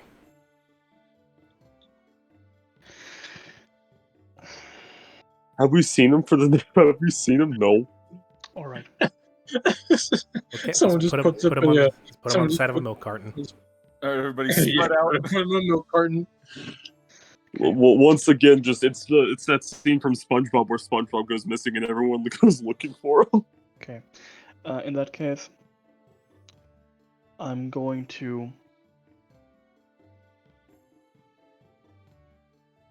How will I do this? On day 2, upon realizing Hollow is not there, I'm going to begin rounding up Yanabel and Ronia, and I'm going to talk about the project. I'm going to have them basically do the majority of the work in getting the ingredients together. I will guide them, basically to the recipe. while I will acquire from somewhere a chunk of ice, about the size of maybe my fist. Honestly, you can probably fish that out of the river. Yeah. I'll have anyone who's willing, really, have them carve a little niche into it, enough to comfortably place a file in there. And while that's going on, I'm going to bleed myself. We need to talk to Vark about these tendencies. What?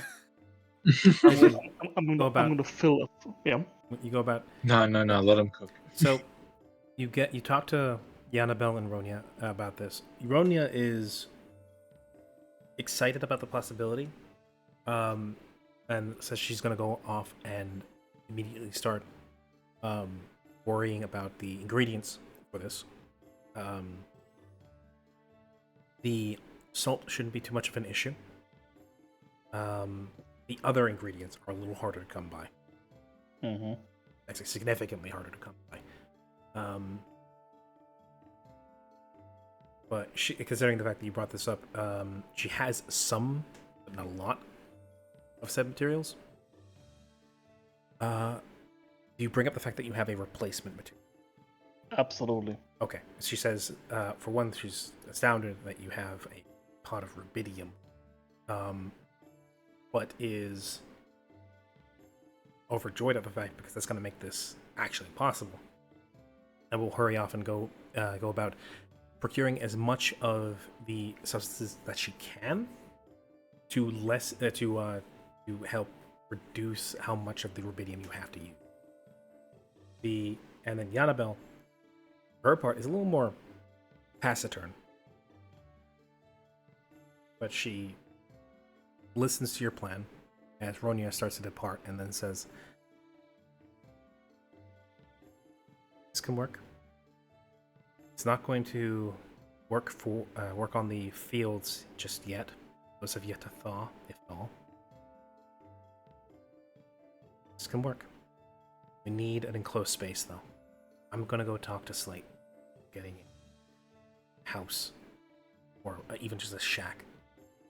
Or maybe a cave? Worst case scenario, we take one of the abandoned sheds or something, we rip up the floor, dig there.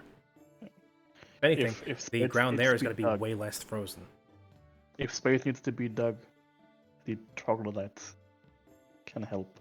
She kind of That hisses at Yeah, that and I says, if we do that, Slate's not going to want to be anywhere close while they're... we don't have to tell him. I'll take that into consideration. He's an ornery bastard, and he's real particular about how he likes his town laid out. But I can talk to him. If I just make it clear that he only needs to be there to make sure that the building is sound, and we troglodytes take care of the actual turning of the earth, I think we can get this to work and have it not take an age. Okay. I'm gonna go speak to him. Take care of what you gotta take care of. Yep. She Fine. turns and goes. I have to lose a lead of blood. Have a nice day. Oh boy. Just a look over her shoulder. You need, like... No, forget it. She then turns and goes. As you get to work bleeding yourself into vials. But yes. That's what you're working on. You're working on your little pet project. Just to round that up, the reason I'm bleeding myself and putting them into goddamn ice blocks is to have them be carried with the messenger. Ah, I see. Payment. Gotcha. Okay. So, using that as a fresh, we call it a keep fresh storage method. You bleed yourself over the course of, I guess, over a couple of days of blood, waiting for it to replenish and then bleeding yourself again. Till eventually you've got a decent amount of blood that you're able to hand to the ghoul along with your missive. and he rides out of the village and into parts unknown. Hopefully, we'll get that message to Stanislav as quickly as possible. And thankfully, since he's only going on a horse and not with a cart, bridge will be little impediment. Promises he will be as quick as he can. So, that portion. Mallory is taking a section of the workers and the troglodytes into the woods to get some work done. I would also like. This is day 2, right? Yes. He would have taken the workers with him on day 1, and on day 2, the workers are staying there. They're gonna be there for a while, but on day 2, he will be making his way toward the Dryad to ask something. Okay. Wait, does she speak common? No. Nope. Dang it! You'll have to either go with Stanislav, with Roscoe. There we go. Had to filter, or you'll have to go. Probably a better idea with Chaiko. Hi. Yes. Yep. Chaiko, would you like to take a small trip with me into the woods? I don't know. Am I crafting Yeah. weapons or not? You're crafting weapons, as far as I understand. You're making crossbows. I am. I'm busy. All right, then I would like to ask Roscoe. Well, Roscoe, for his part, has been making occasional trips with a couple of his people, including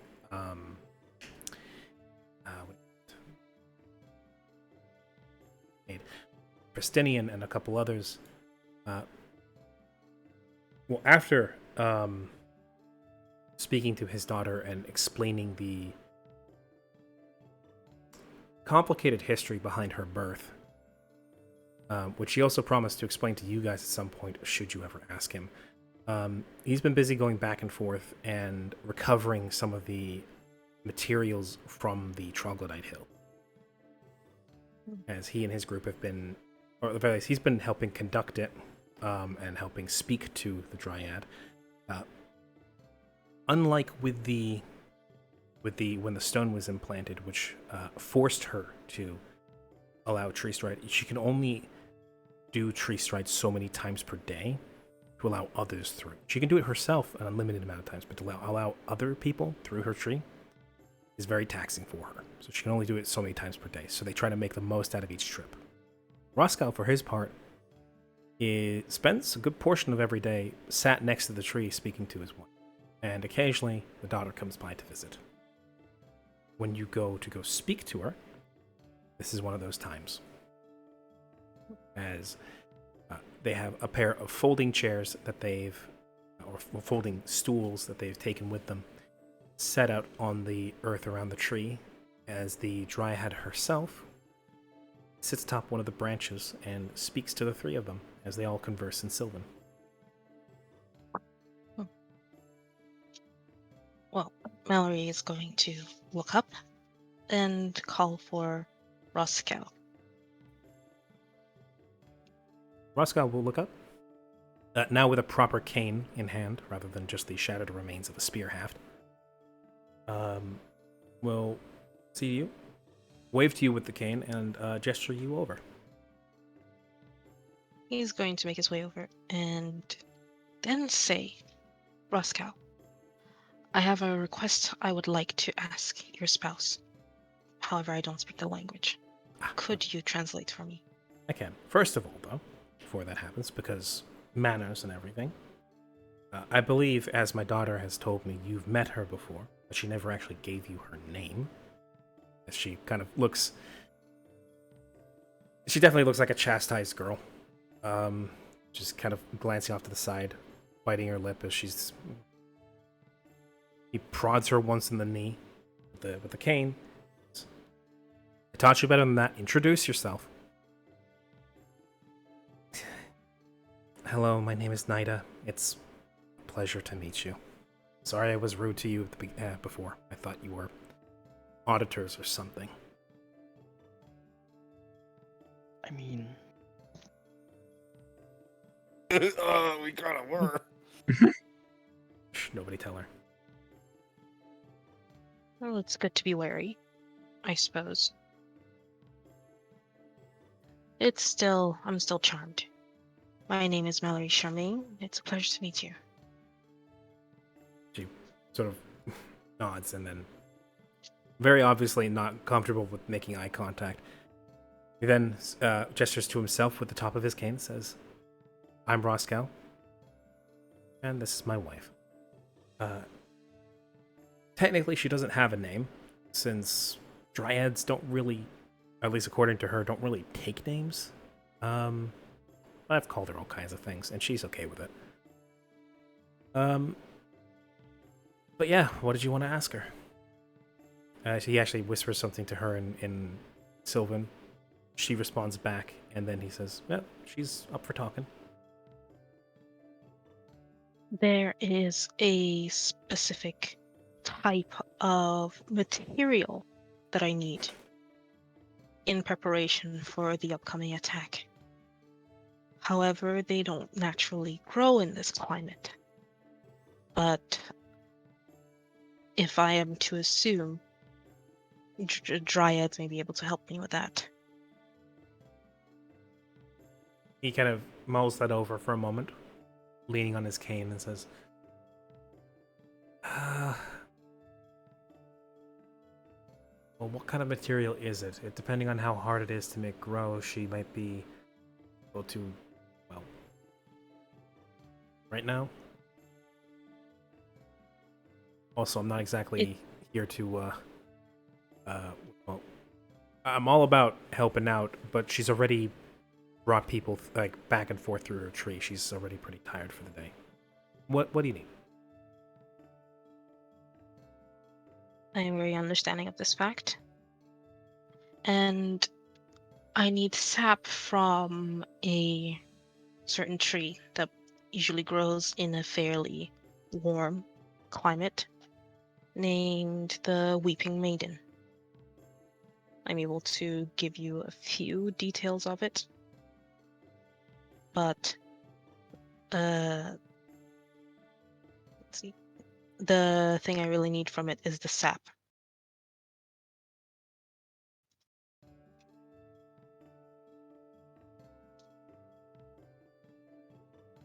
He relays this to his wife, who then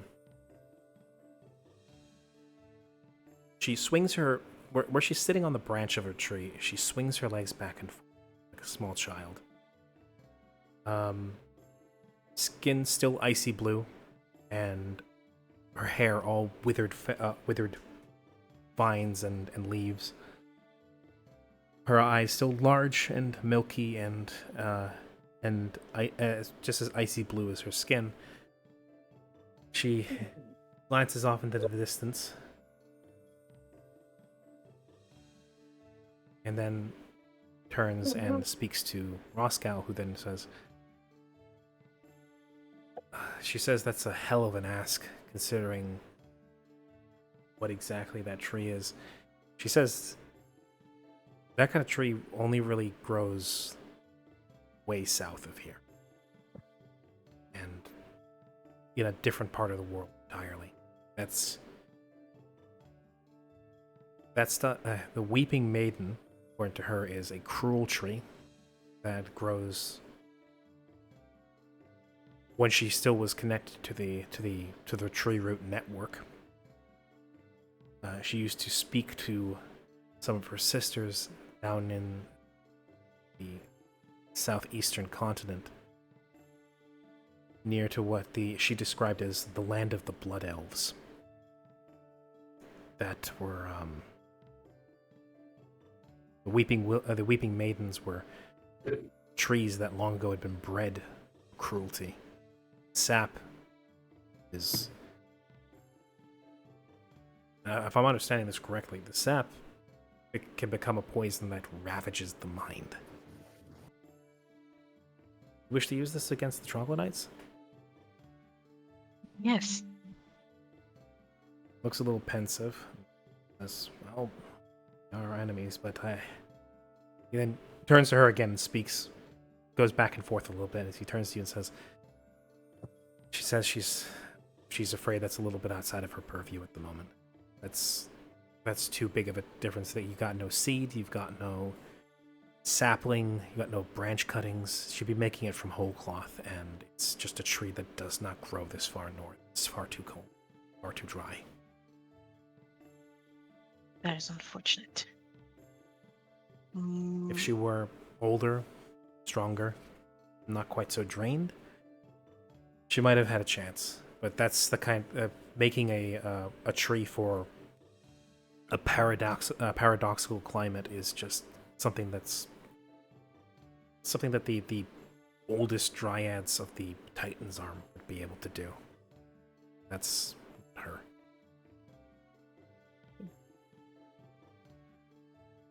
I'm very sorry. That is unfortunate. It is alright. If you want something else, like, I don't know, holly berries, those are poisonous. You can definitely manage that. Those actually grow in this climate. Can I recall what hollyberries do exactly?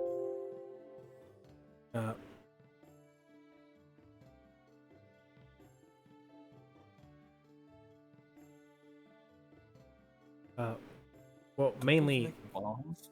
holly is poisonous when consumed. Berries specifically are poisonous, and they cause mild to severe intestinal discomfort. It can be made into a deliverable poison that can be used by a weapon that causes itching, discomfort, and potentially necrotizing of the flesh if the inflammation gets too bad. Well, I'll take that. It's not quite stick sap, but it'll Correct do. me if I'm wrong, but can't you also use holly berries to make bombs? Or am I thinking of something else? What? Can I make hollyberry bombs? No. I could. What am I thinking of? I'm thinking of fire seeds. You're thinking of fire seed, The- the spell. There are Yeah, hollyberry Fire Seed, the bombs, which are spell. you can turn hollyberries into bombs using that spell. But that's a 6th level spell. Okay, I was about to say. I just remember hollyberry bombs being Yeah, brought that's up at acorn some grenades point. and I was like, hollyberry bombs. That's what fire seed it's like, does. wait a minute. Wait a minute. Okay, Yeah, never mind. it lets you make DIY like explosives as a druid, but that's a 6th level spell that lets you turn acorns and hollyberries into explosives. That's fire seed. That is not an alchemical or poisonous concoction. So yes, the speaks again to his wife, and she nods and says, "In the spare time, she'll start growing some holly in the branches of her tree, and then when they're done, she'll send them back with me or with my daughter." That would be wonderful. Thank you. Well, we do owe you a debt. As he then gestures you off with his cane, and then continues speaking to his daughter and wife. Mallory will return back to the village. And is Hollow there? No, No. still the second day. Oh, right, There's still- a search. There's a minor search party out looking for Hollow wherever the fuck he went. Yeah, this is the second person who's gone looking for Hollow, and you eventually you come across Vark who's like, "Have you seen Hollow?" Oh, Oh no. Nope. Hollow is currently still trudging back. Siren, Meanwhile, Yeah. Holo Holo's getting shit talked by yep, his the fucking entire way captains. back you're getting reamed.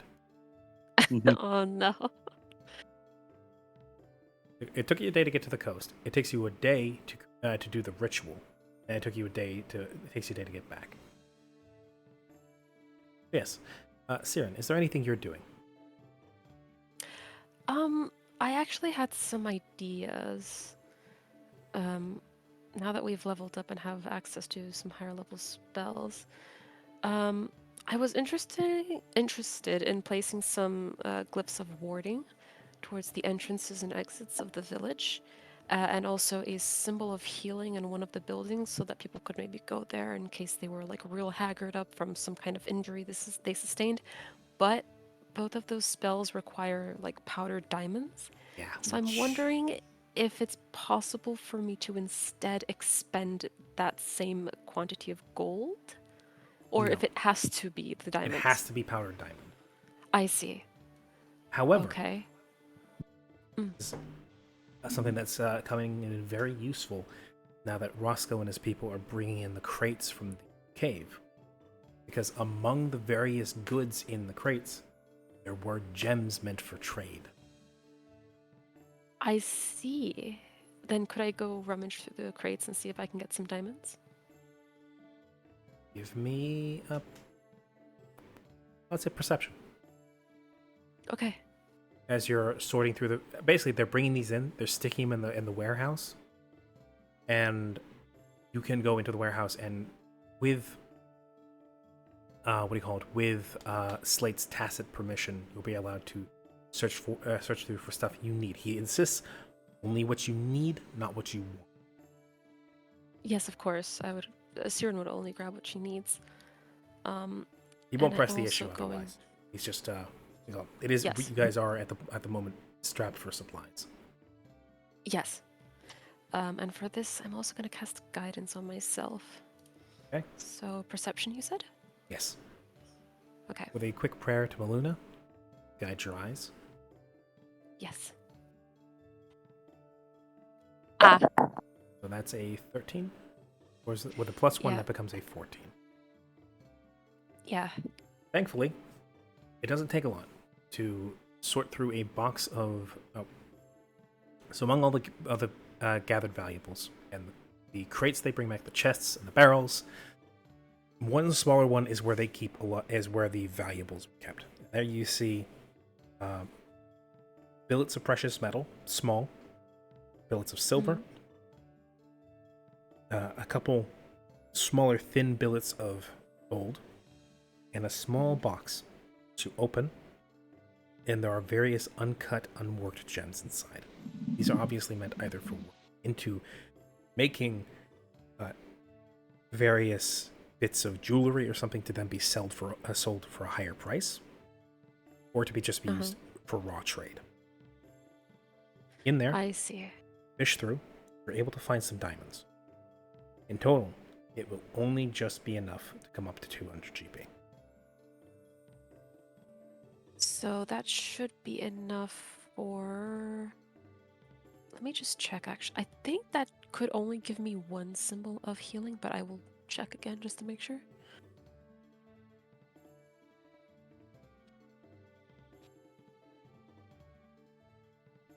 Symbol of healing doesn't seem to...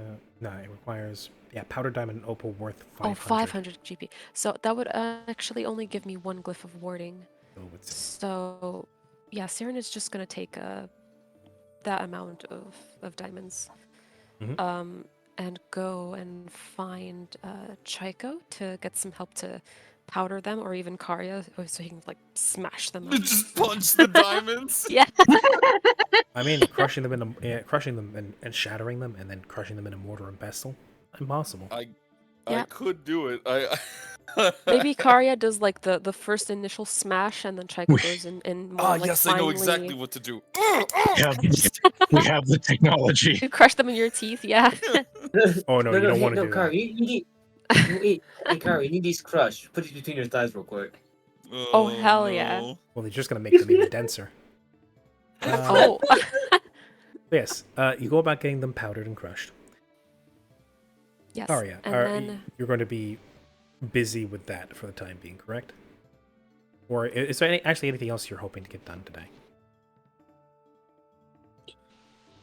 oh, He's looking in a jar for Holo Holo currently. Oh, did you mean me or did you Yeah, mean Siri? Karya. I mean, aside from powdering the diamonds, I was curious. So the troglodytes, they are not combat Something just came to able. mind. When this is done, Siren, where would you like to place this glyph of warning? yes, I would like to place it. I think for the location of it, I would actually go to Mallory, since Siren has noticed that he seems to have an affinity for, like, strategy and the kind of in and outs of like battles and stuff, to ask where exactly she should place it so that it is placed in the most optimal location where it would be serve its purpose the most.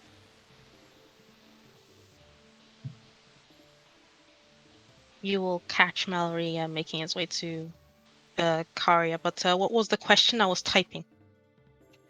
The question Siren had is where she should place this glyph of warding, which is a symbol that damages certain types of creatures that pass by it. Where she should place this in or around the village so that it would be most effective in protecting the village. You'd want to place them in choke points on the paths toward the village. Places that they would have to pass through. Yeah. And so then Siren would look for like a stone or a log, preferably a stone, in one of those choke points and inscribe this glyph using the powder diamond. Okay. I would say the most likely place, considering the direction, orientation. Jake, you're getting a bit of background noise. Oh, sorry. Yes, the most likely place you're able to find with a good choke point and like orientation to where you expect the troglodytes to be coming from is. Gotcha. So you find a rock there, just implant it. You scribe a symbol into the rock and then layer it with diamond and cast the spell upon it. And now, when any creatures pass by this, they're going to get a nasty surprise. What type of energy would you like the blast to be? I would like for it to be let's say radiant. Well, radiant isn't a option. Oh, actually, hold on. Also, radiant isn't a damage type in Pathfinder. Fuck! What are the... Wait, isn't it? No. There's positive and negative energy. There's no radiant and necrotic. I see. And positive energy typically is healing, though it can damage undead. Yeah, it but- only damages undead, though. Yeah. Blast Those glyph kinds of... specifies acid, cold, fire, electricity, or sonic. What kind of a damage type is sonic? Is that like... It's like literally just a sound. blast wave. I It's, see. In terms of like 5e, if you were comparing, that would be thunder damage. Oh, okay. I see. It would just be raw force moving through the air. Not force damage, which is like raw magic. It's just like boom, thunder crack. The shockwave. Yeah. Let's do... I don't know if troglodytes would be resistant to any of these kinds. I As far hope as you not. could tell, they Let's- weren't resistant to anything. Yeah, let's just do electricity. Okay, they will get a nasty zap when they move through there. Yes. Oh boy, what's this? Okay. What's all this then? Okay. Cool. So there is a glyph of warding.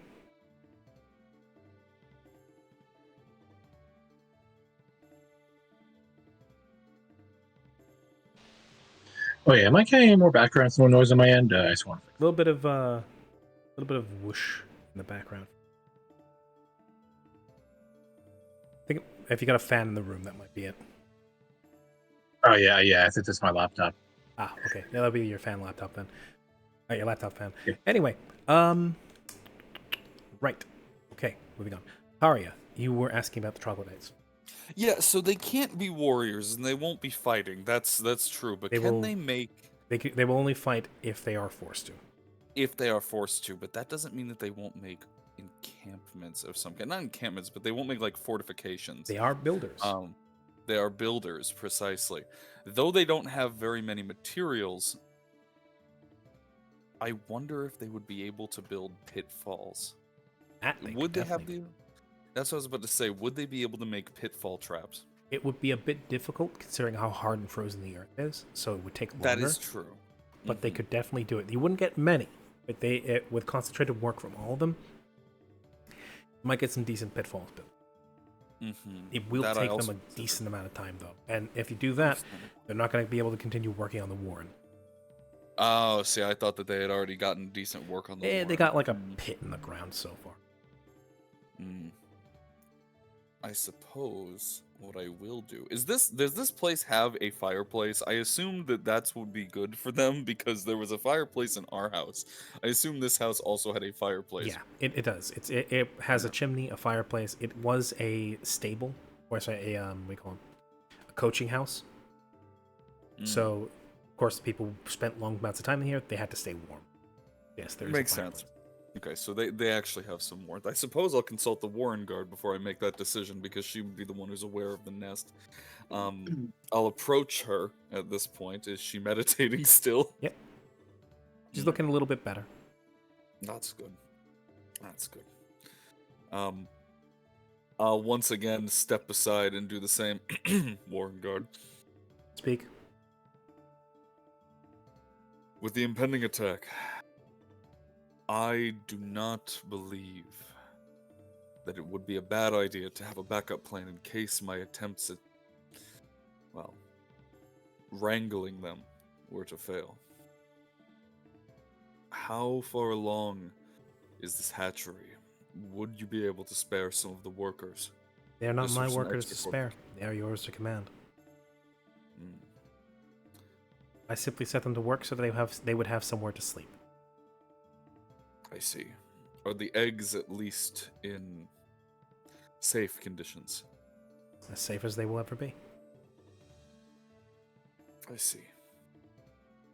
Then I will have need of these workers at least for the time being. A few days. If that does not hinder the Warren and the eggs, then Then you need only Yeah. command the overseer, and he will direct them. I shall. And I will give a quick whistle to the The- overseer. The overseer stamps his foot on the ground, and the rest of the troglodytes, all in a series of pop, pop, pop, pop, all their heads pop up over the edge of the earth as they stand. They appear over the edge of the hole they've dug, wrapped with attention. Mm. I have need of you. We need to be digging. How proficient are you all with digging pitfall traps? They seem to be the workers are unsure. There's that telltale signs of a language barrier happening there. The overseer, though, the overseer for his part, though, nods. He then seems to translate into their dialect, as he seems to understand you where the others do not, and they all sort of seem to ponder for a moment, staring at their claws. There's some barks in return, and he says, "They can dig." Very good. Now, I do actually have to ask Vark. Vark, what need did you have with the troglodytes, and are you planning to do this plan of yours now, or are you planning until after the attack?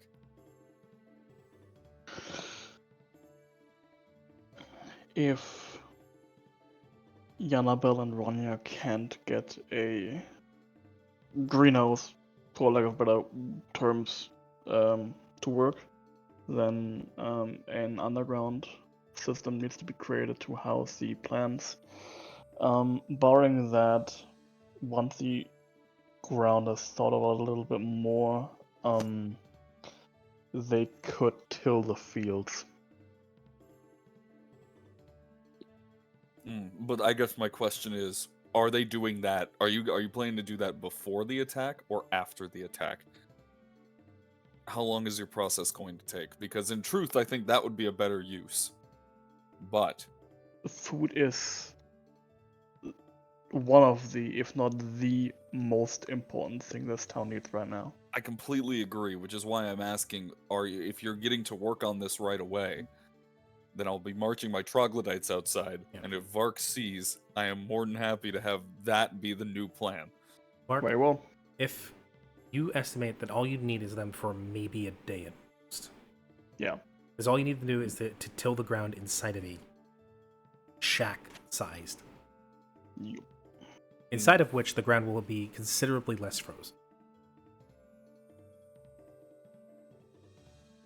So it shouldn't take too long. Besides, you only need the surface tilled. You don't need the Correct. the ground fully dug through, so it shouldn't take too long. After which, you won't need them for much else unless you decide to work on the underground complex. But, That Yeah. is fair.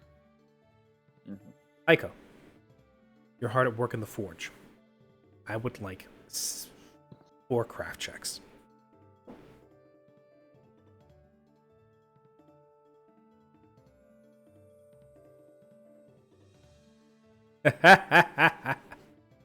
Oh, it's a wonderful thing to see.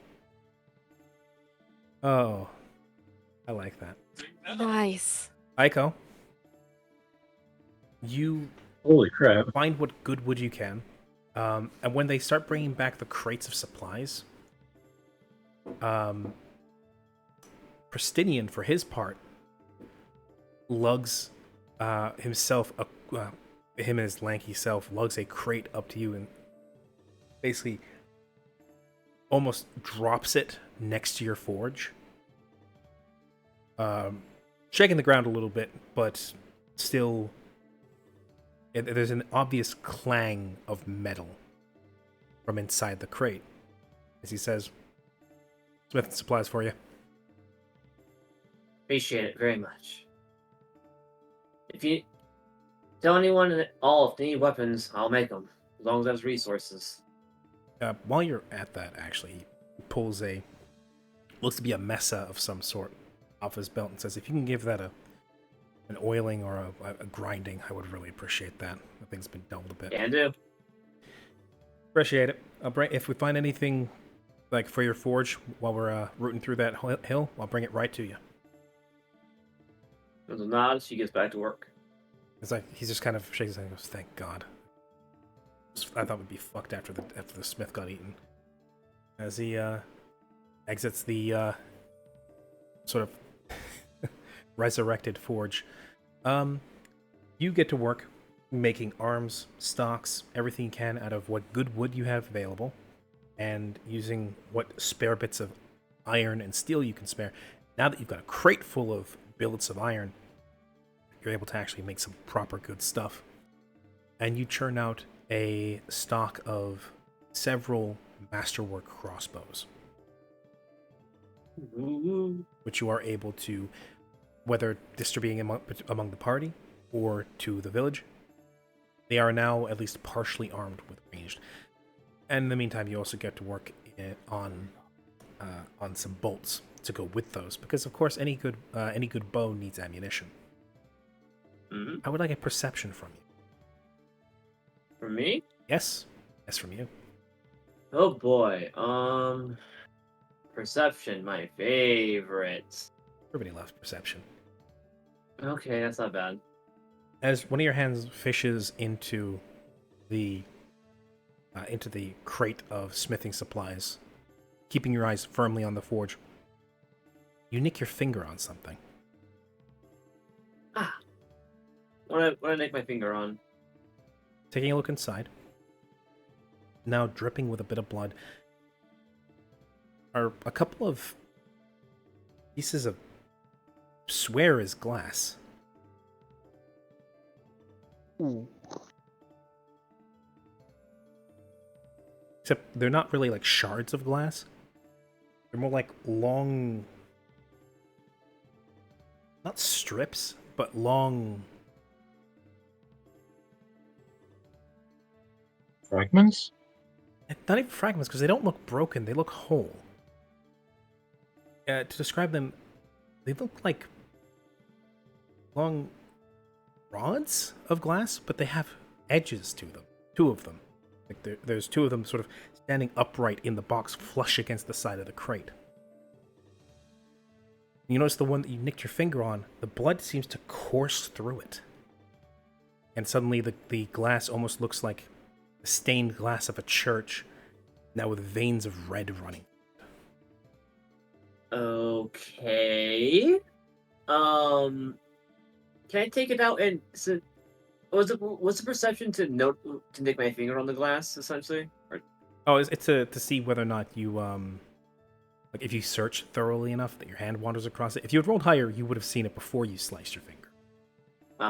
okay, well can I pick this up now and actually inspect what it is? Yes. As a matter of fact, you may either give me an appraise or a history check. Praise. Okay. What is this?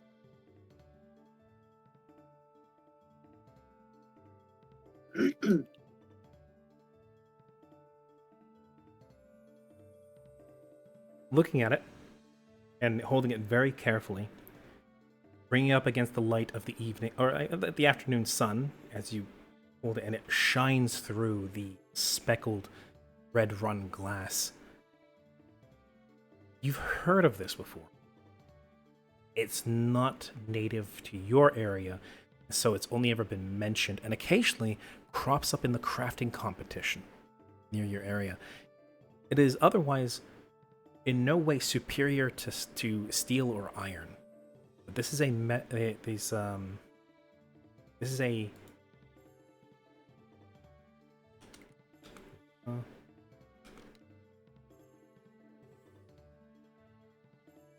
I'm getting it correct.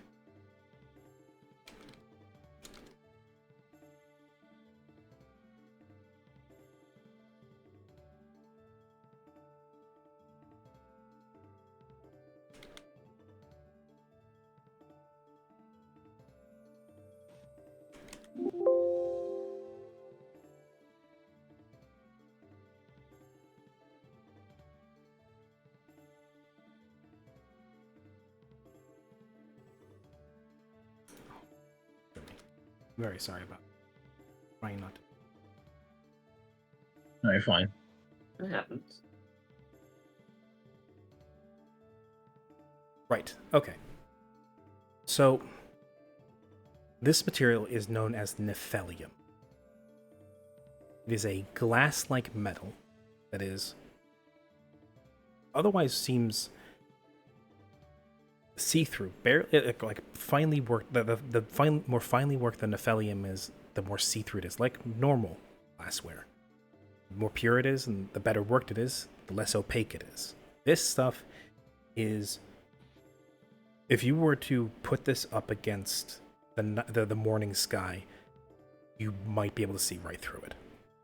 In this case, one of them, less so, because it's currently got what looks like veins of red running through it. These are blades made of Nephelium. And they're long, thin.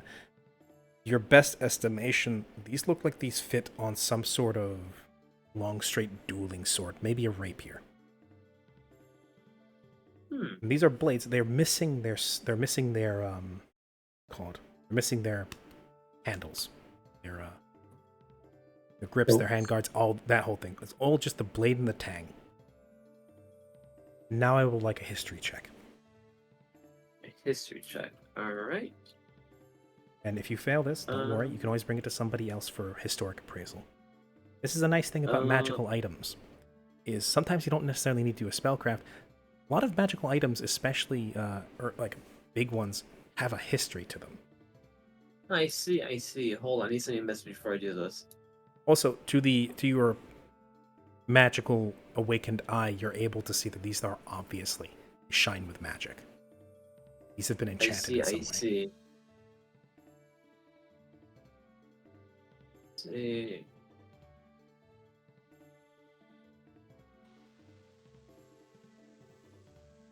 So, I'm just gonna do that real quick. Just to clear that out of the way.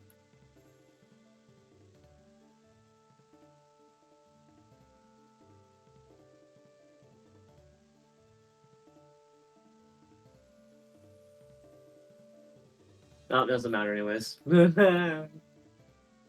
Out of curiosity, what languages do you speak?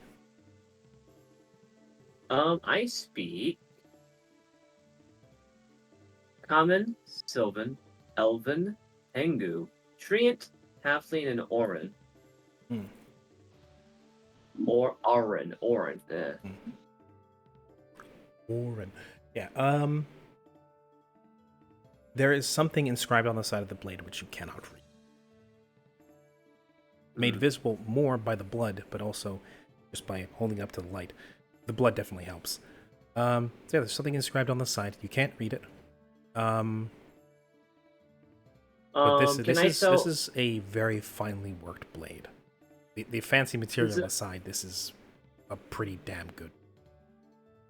Since it's magic, can I at least do I need to do a history check to see what magic effect it has? Can I No, spell you could craft? spellcraft that to see what magical effect it has.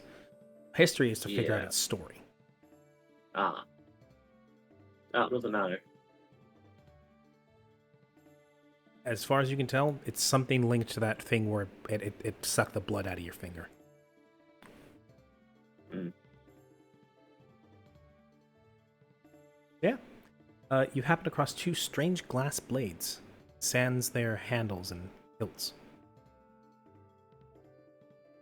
Can I presumably make at least stand-in hilts and Could cross- restore these. You Yeah. certainly could restore Well, these. at least make I at least can tell if they're blades. I can at least tell that they're usable. I should be able to fashion at least some sort of handle to use them.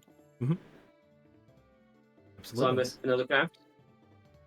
One craft for each. If you would like to drop, like if you would like to give the crossbows a rest for now and work on restoring those, that would be 2 craft checks. I think I made a good bit of crossbows. These are interesting. So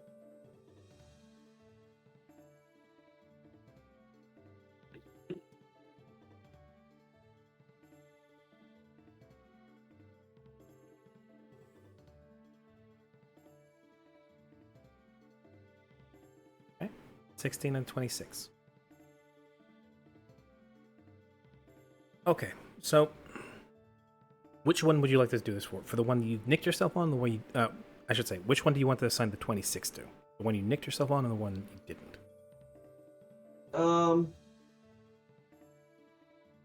I like to work with the clear one first.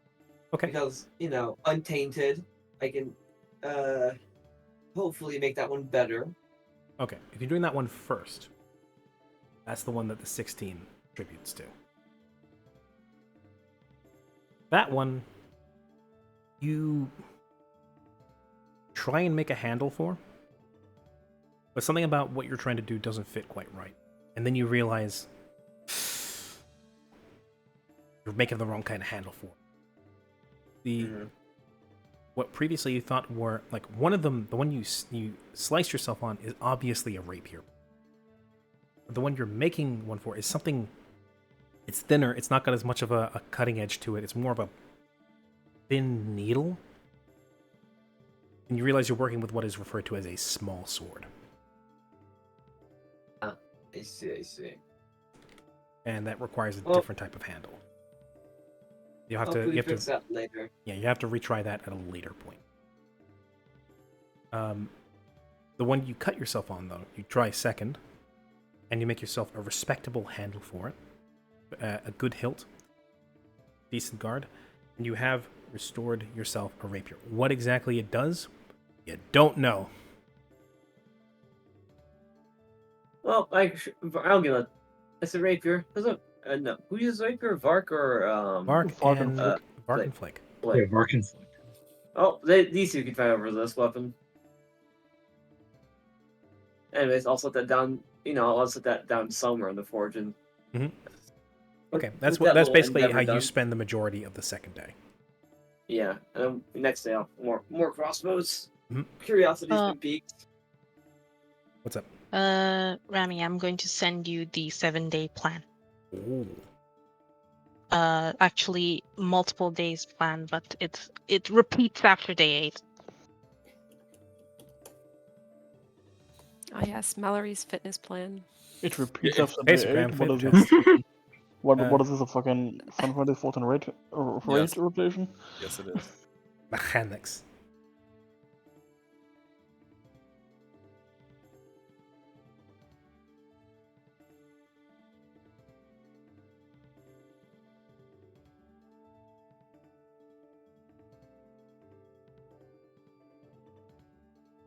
This was an ambush. I am sweating. Mm-hmm. That was so much thought I had to put in. I'm glad. I'm glad you put this much work in. It's flattering. Is it a testament? There's very little I can do in a fantasy setting. Making the most of it. Right. So, Mallory has instructed and laid out in detail what he wishes to do for the 4 days. So I'm not gonna have to do too much in terms of jumping around to his perspective, which helps speed things along a little bit. The dawn of the 3rd day, at around afternoon, Holo finally comes back, Oh, good. bearing a bundle of slightly smelly fish. Welcome home, cheater. No, I'm kidding. Oh my god. Who you been Shoot. seeing all day, huh? You're- Who you been seeing? Oh God. My ma. Forget about it. Anyway, Holo returns, precisely when he is not needed. I joke. I leave again. Oh boy. Joke. Oh boy, he's Wow. going back for cigarettes. Right. So, dawn of the 3rd day. Morris has had the beginnings of pitfalls are dug. The floor of one of the shacks is ripped up and dug up. I'm gonna say this one.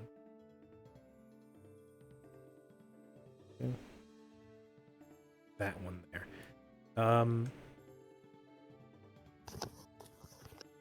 And is now being used as the beginnings of a greenhouse, as Vark, Ronya, and Yanabel all get to work on getting a greenhouse started, so you can have the beginnings of a harvest and food that you guys can subsist on. The troglodytes do their best to try and be self-sufficient. A portion of them are taken by Mallory into the woods along with more of the village workers to get something started. And the beginnings of pitfalls are... there's the beginning of pitfalls. There are drills going on for those who are not currently working. Assisted by Flick, who will run them through the instructions of how to engage in a melee.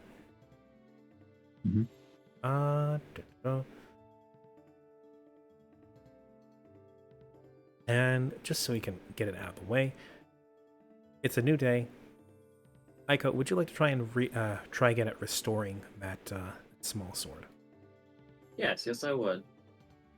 You may do so with a +2 circumstantial bonus. Now that you know exactly what you need to Oh. make. Not bad. Well, Yep. Over the course of a couple hours, you go about making a small sword handle, which has a distinctive 2-ring finger loop at the top, handguard, sweeps across the knuckles, and yeah, you've got yourself something stabby.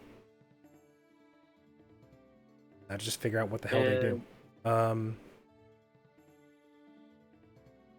Might wish to consult somebody with some knowledge in history. it looks at Vark, I'm pretty sure. Vark comes to mind. But I don't know. so I have a rapier and a dagger. Not a Or dagger. short sword. Not short sword. Short sword? Small sword. Small sword. I made that mistake at first as well when I first knew about these things. Small swords are a little bit different. And what's the material called again? I'll write it out for you in chat. Alrighty. It is. As the inventory keeper, I need to know this. It's a little bit. It's kind of like a foil, right? A little bit. I've got an image for it. Second, I'll drop it in the tavern menu. Party inventory. I'm editing it. I'm pretty sure I'm the only one who's ever going to edit this. But anyways, That is what a small sword looks like.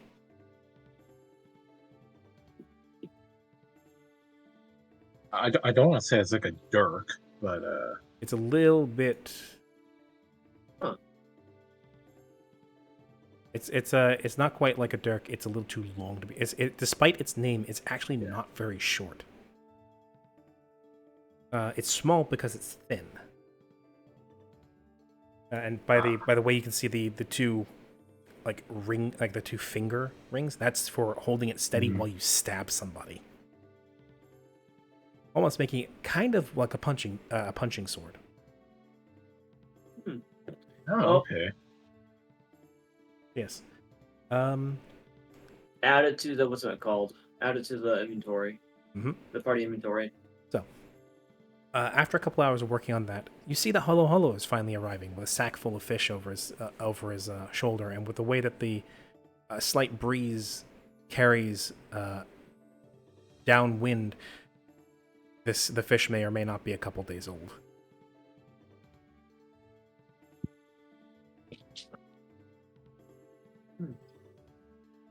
Yes. Mention he also looks pretty fucking haggard, Yeah. aka just partially due to the fact he's been just getting a mouthful every time he's been away. Yeah, we don't even understand the capybaras. We just see them chattering at him. Yeah, they angrily. make little noises to him. You guys don't understand it. He does, and he Yeah, has to Flick live will with it. Flick will Flick will call down. Found him. Yeah, there's a cry from And, Flick across kind the of- village of "Found him!" And then more more gazes and looks go towards go towards Hollow Hollow as he's making his way up the road down this way. As you walk past a half-dug pitfall with a bunch of troglodytes at the bottom, feverishly raking at the ground with their claws. I'm gonna drop a few fish in there for them. The smelly fish slaps down into the dirt. There's a moment of confusion. They look up at you, down at the fish, and then grab them and bite the heads off and begin wolfing them down. I'm gonna go over to Hollow Hollow and say, Hollow Hollow, where have you been all this time? As you see, I'm just gonna point. the capybaras come trotting along by his ankles. A couple of them brush by your ankles as they walk past you, and then dive into the river and just kind of bob along there for a bit. I And his will, legs are scritch probably- the capybara as it passes by me, but still like having my attention towards Hollow Hollow. Holo's legs are probably littered with bat capybara bite marks. Yeah, little bits of his pants are shredded up, and there's welts and nips around his ankles and shins. Yes. You look like you've been absolutely attacked by your very own friends here. What happened? There's a distinct, almost bark-like sound from the capybaras. Hollow Hollow hears it as a laugh. I see. They're laughing.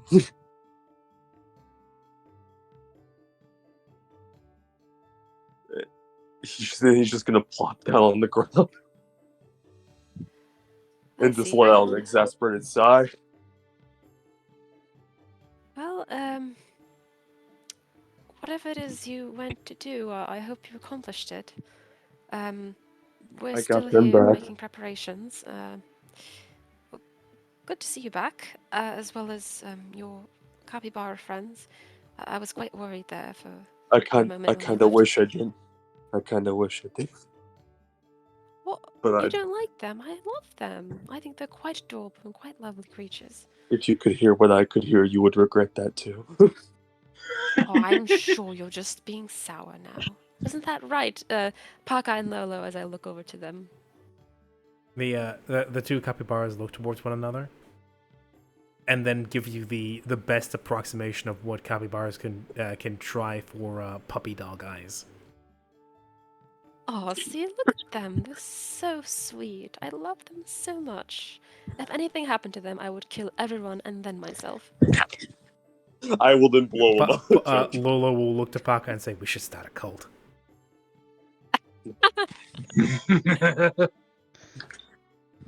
Yeah. But yes, On good to see this that you're rock, we back. shall build our church. Yes, the Cappy Church. With what speech and with what ways of writing down your scriptures? You're literally gonna see Holo Holo say that out loud as he looks over to the capybaras. Well, you see, the scriptures shall be written by our many adoring slaves. Yikes. That can't understand you. That's where you come in. Who says I'm translating? Who says you have a choice? You. For now, we are instructors. One day, we'll see whether or not that relationship keeps. Yep. Anyway, we're gonna have a little rinse here while you talk to your friend there. Tell her we love her too, and that she's so sweet, and that we wish we'd been maybe contracted to her instead. Bye, as they paddle up the river. I'm leaving out that last part. You'll get over it, They maybe, said, at some point. they said they love you.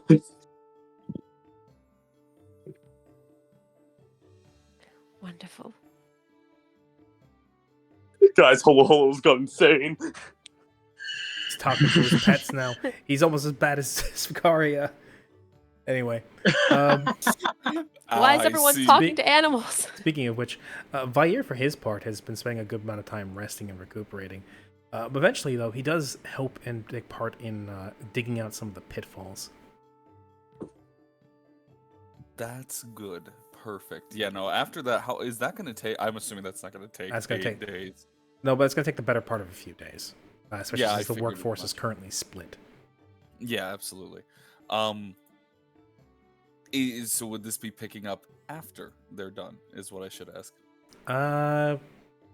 It's probably going to take another day before those get finished.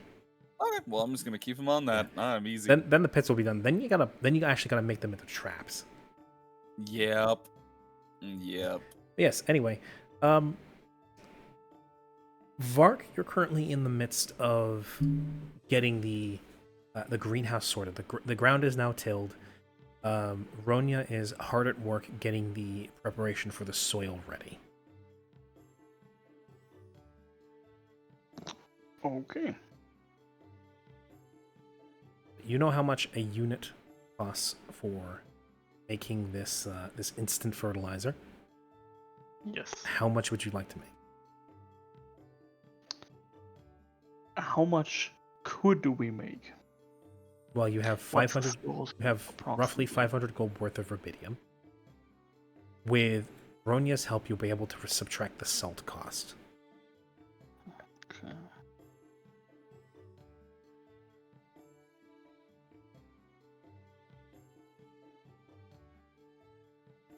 A moment. Salt is. Gotta zoom in.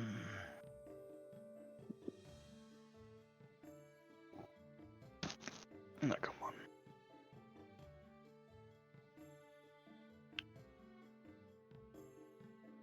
$20 per 10 gold. Okay, so that would be two worth. Okay. Before I answer this question, counter question. Hmm? What kind of crops does the village have in store? Rather, what kind of seeds or They've got means to grow? They've got at the moment they've got hardy vegetables that can actually make it in this kind of place. So mostly cabbage. As is right now, the ground is not fit for things like wheat. Yeah. Okay. So not spinach. Okay.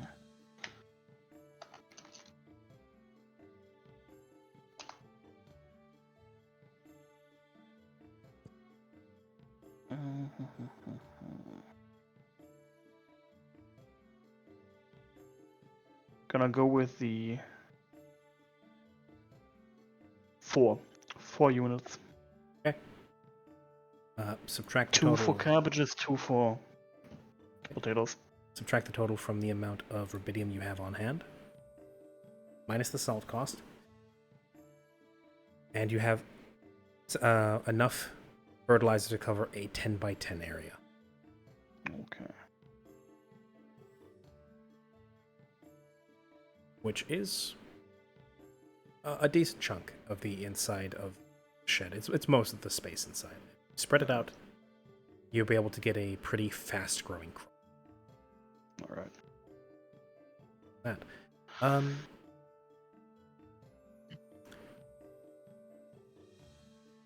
Aiko. Oh, sorry. Hello. Were you going to say something, Mark? Yes. Fui, do you have the rubidium in your inventory? I believe I do. Okay. Would you be so kind as to subtract? And now I gotta check again. We had to come Also- to. Also- 60 gold worth of rubidium was used up. Also, Oh, Uh, Remy. Aiko, you would have noticed that the bloodied blade, or Yeah. after the morning has passed, the blood has drained out. You were saying something, Sully? Yes. You said something about a level up. Did we level up? Yes? Yes. Level up after the big fight Oh. yesterday. Or last week. Oh, so we're level Yeah, we're 5 level now. 5 now. You guys Okay, are good. five, yeah. You guys. We didn't level up again, unfortunately. Yeah, no, we're level. Yeah, no, Yeah. guys. No, you know everybody we're else is level 12. 7 now. You're not. No. Yeah, you missed it. everybody's level. I sneezed on some level dust. It was like, rare You candy. accidentally ate some rare candy. Yes. Yeah. Yeah. You know, we use off-screen grinding. Yes. Yes. Aiko, you would have noticed that detail about the rapier. And after you're done restoring the small sword, you are now curiously out of tasks. Can I prick my finger on the short sword? Or, Small sword. because I'm curious. Yeah, small sword. Fuck. Oh. Yeah. When you prick your I wanna finger see if on it takes my blood too. when you prick your finger on the end, same as before, that blood runs through the entire blade and causes it to be almost coruscating as the light shines through and throws with a pinkish red hue. And it looks like the glass has been stained with red ink or red dye. Well, I'm out of ideas. So I guess I'll just kind of. I'll take the two weapons with me of this Nephilim. Essentially carry them with me. Yeah. Try to go find the party and offer the weapons to them. Absolutely. And yeah. Okay. I think considering you're working on the forge and the one who's closest into the village would be Mark, he'd be the one you'd first run across. Hey Vark. I come across these unusual metals. They're called Nephilim. I already made blades. Made hilts for them. Want one? To offer one of the I guess yeah, this point clear rapier. No. Yes, Mark, you Nephilium? see her carrying Nephilim. you see her carrying one see-through rapier, or the blade is see-through, I should say, and one Bloodied. pokier-looking blade with two like finger rings in the hilt, which has these veins of red running through the glass-like metal. Yes, Nephilium.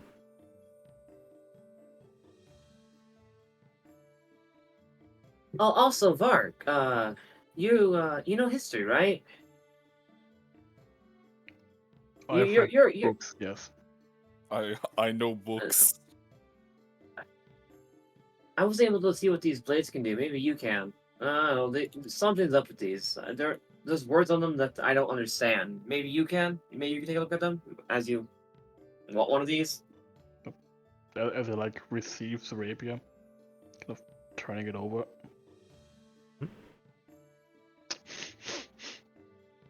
Also, ignore this blade one on my hip. Also, same stuff as that, but Nephilim stuff really likes blood. Nephilium. So Nephilium, right? The Nephilium really likes blood, so it dries out in a day. It turns back to normal. May I see it as well? The bloody one? Yeah, sure. Take the small sword, Yeah. compares the two, holds it against the light. It shines, and you can see a barely legible script running along the side of the blade. Okay. You may attempt a history check.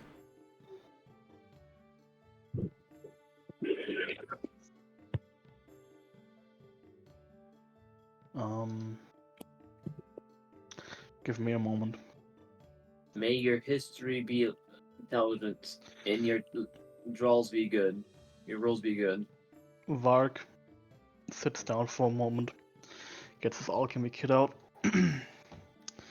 prepares an extract, as in like a spell slot, since alchemists can do that like in a minute. Prepares tears to wine, grabs some snow, melts it over the burner, puts it into the cast, kind of flicks the glass, and the melted snow turns into wine. Drinks it.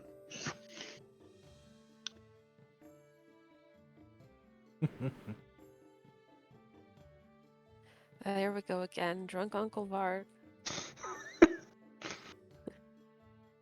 That's the thing. That when you drink the wine from this, it makes you sharp-witted and clear-minded. Yeah, oh yeah, that is what that one does. Right. So you get a +2 enhancement bonus to this. Yep. Indeed. And Alakazam. My. I get to give you the full shebang. A roll of 40. And then some. And then Wow. you get the whole shebang and then some. Okay, so story time, kids. Good. You get to hear me talk more. Yay! And everybody, let's all be real. This is the real reason you're here, is to hear me waffle on for sure. Yes. Damn. Anyway, so Oh boy, story time. Vark, there wasn't a lot of fanciful works in your master's workshop. A lot of the books were very dry, very matter of fact. The only time you found anything that was typically fanciful was usually any of the books that you found scattered by her bedside. That were left scattered or arranged, whether in a pile, a stack, or on the bedside table itself. She seemed to have a thing for racy novels. But you do remember a book that spoke on... Indeed, this is a eureka moment. A book that spoke on the history of a talented and curmudgeonly swordsmith from the Gazrich nation of Caligo. Caligo being the nation that borders directly with the Eridine Empire, Aesmar Empire. Caligo is a very warlike state in comparison to the other... Shoot, the map for this so I can demonstrate.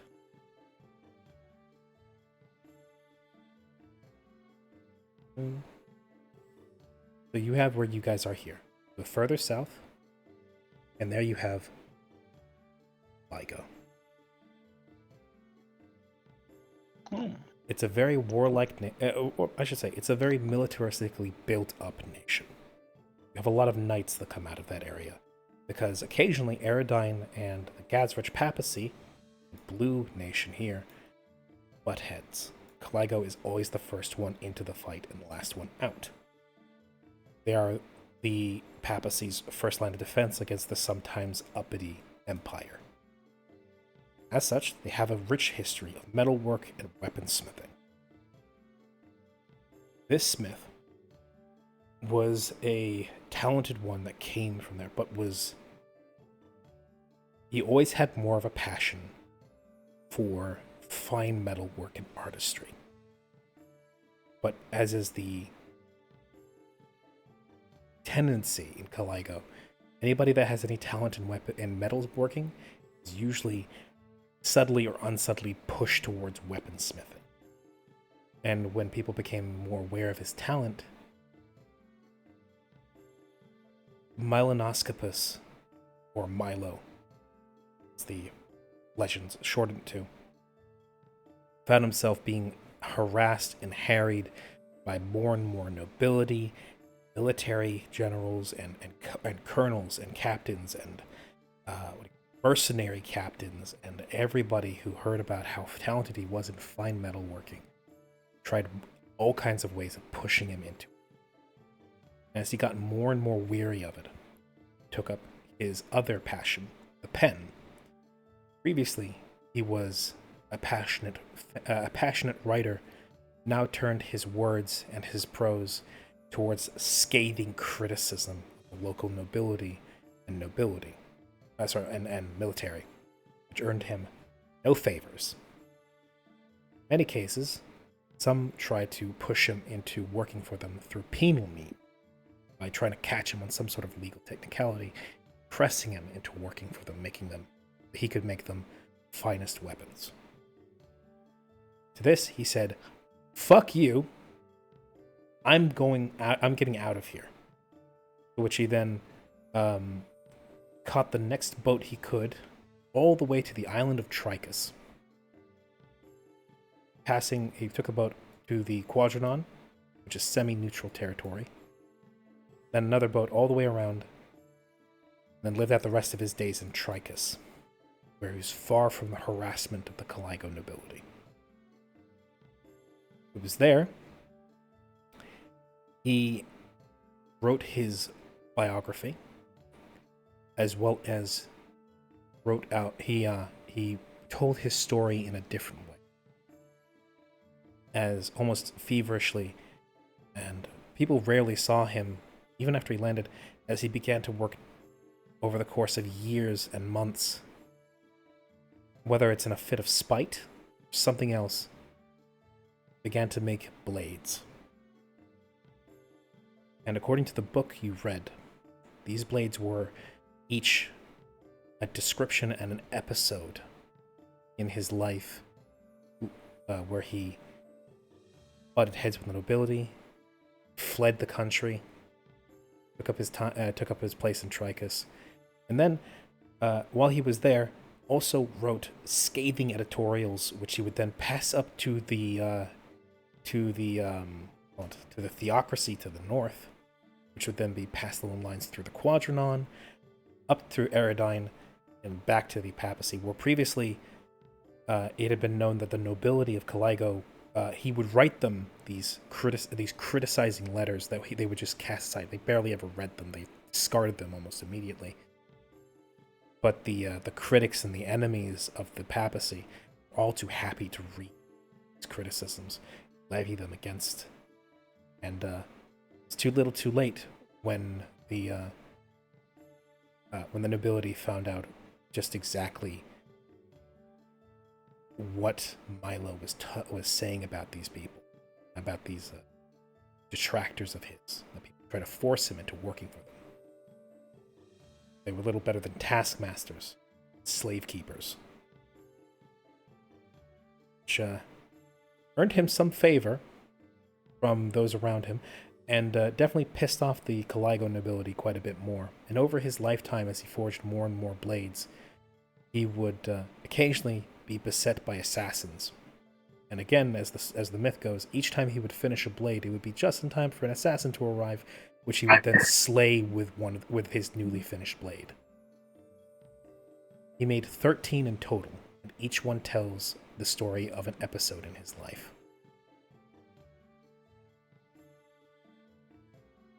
That's cool.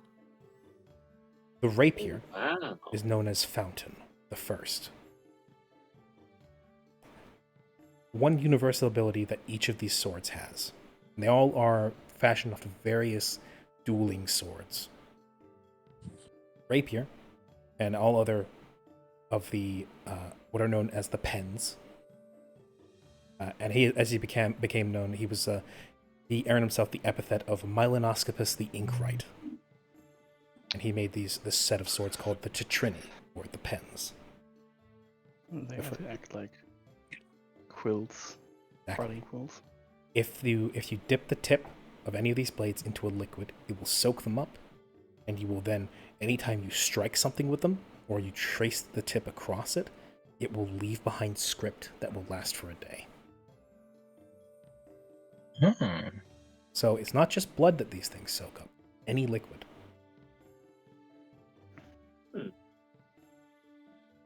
The fountain, or fountain, also known as the First, it was his first blade.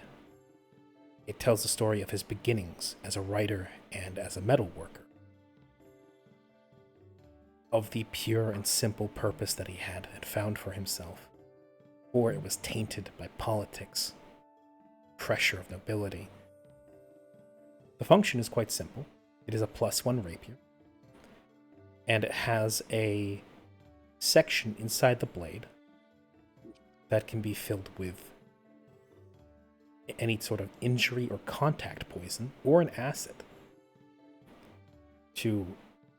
And this as well translates along with the way he would use his words to sometimes harm and other times instruct.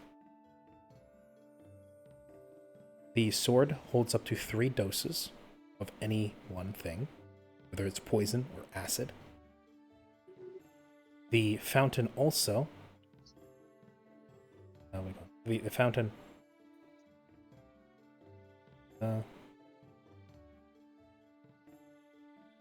shared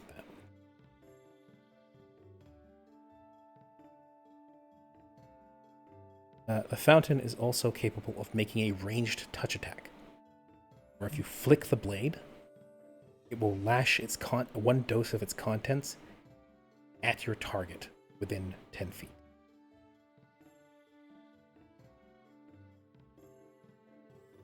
No, it was 20 feet. So you can whip the blade in a sort of a snapping motion, and it will eject one dose of the contents within the blade at an enemy within 20 feet as a ranged touch attack.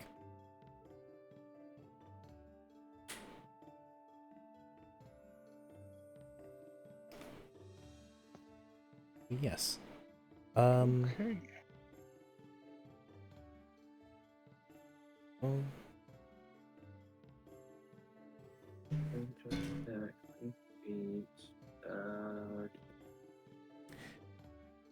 Meanwhile, you have the blot, which is the second sword he forged. I should say, this story, roughly 250 years. Okay. The second sword Wait, is... what's the sword called? Hmm? What's it called? The sword, second one called? Blot, also called the Anger. Blot. This one, when you strike an enemy, it leaves behind a mark. It looks like a deep, angry ink stain on the flesh that it scores.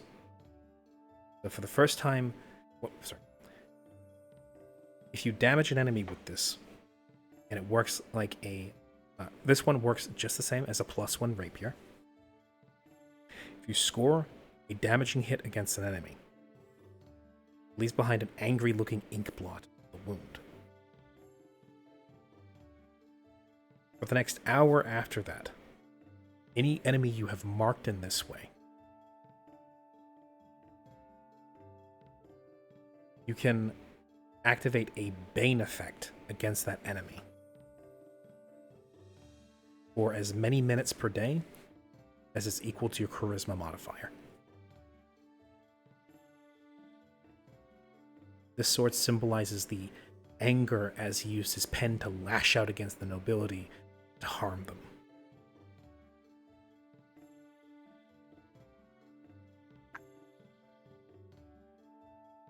The Bane effect can be broken up into 1 minute increments. But anytime you activate it, it's always at least a minute, or until the enemy is dead.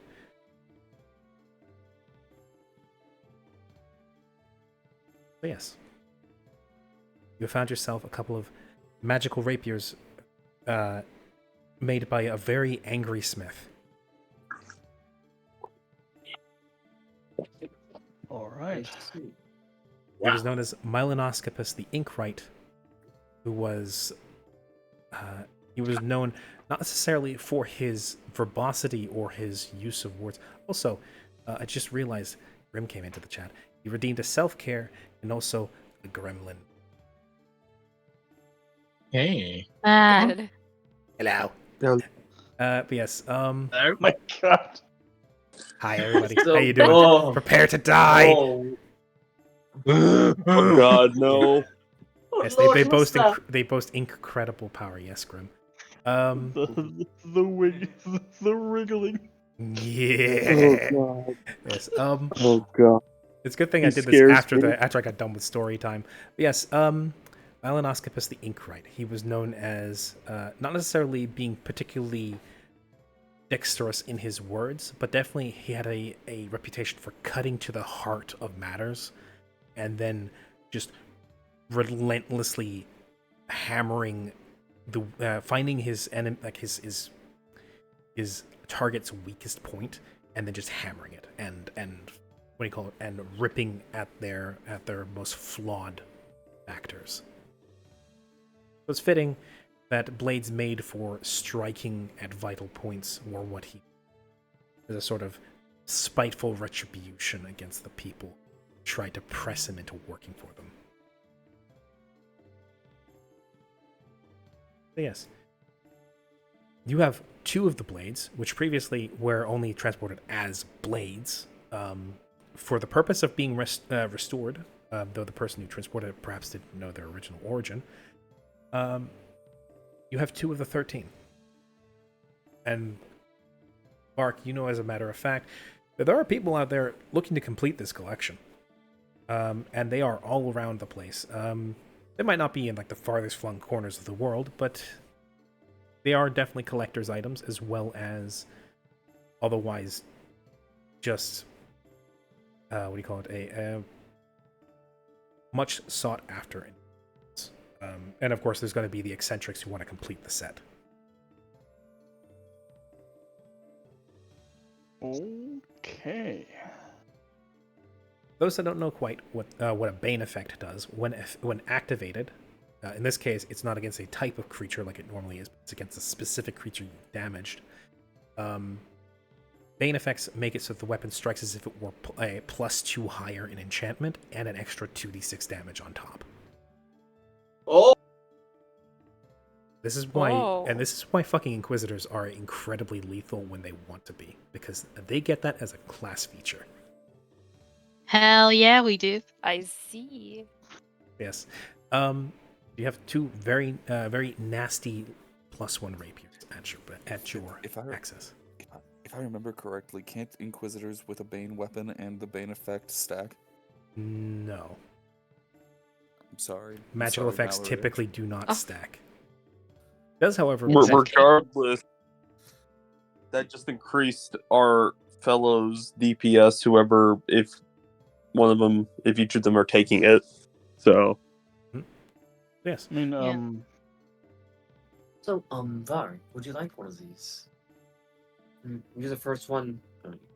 You're the first one I came to, so you get first pick.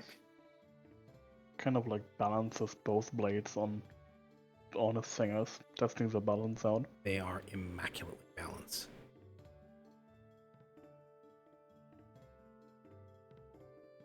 These types of blades are mostly utilized by me and Flick. Yes, I've noticed. That's why I was going to find whoever has one gives the place to you and Flick. Now it's a matter of who came upon it first would get first dibs. He gives them back to Aiko. Visibly more careful than before. If you don't mind, take these to Flick. Whichever Well, one him. he does not choose, I will take the other. I see. Alrighty, will do. So which sword are you picking, Vark? He's leaving it up to you, actually. Yep. What? He's letting you have first pick. Oh, okay.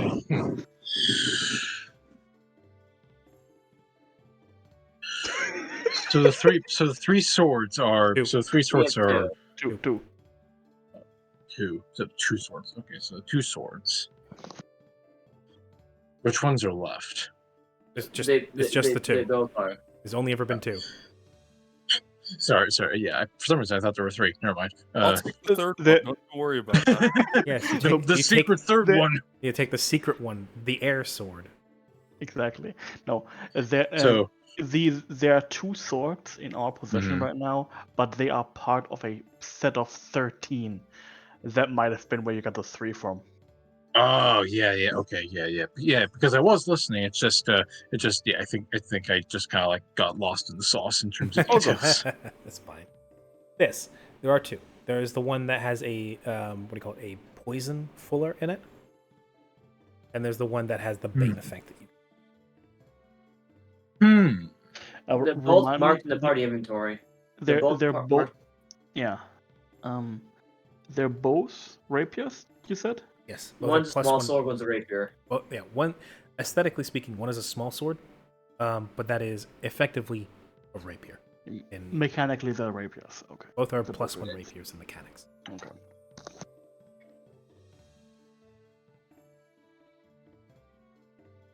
You have fountain and you have blot.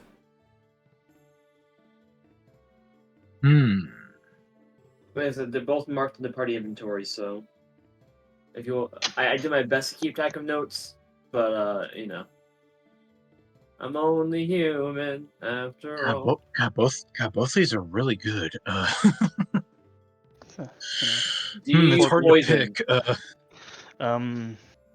No.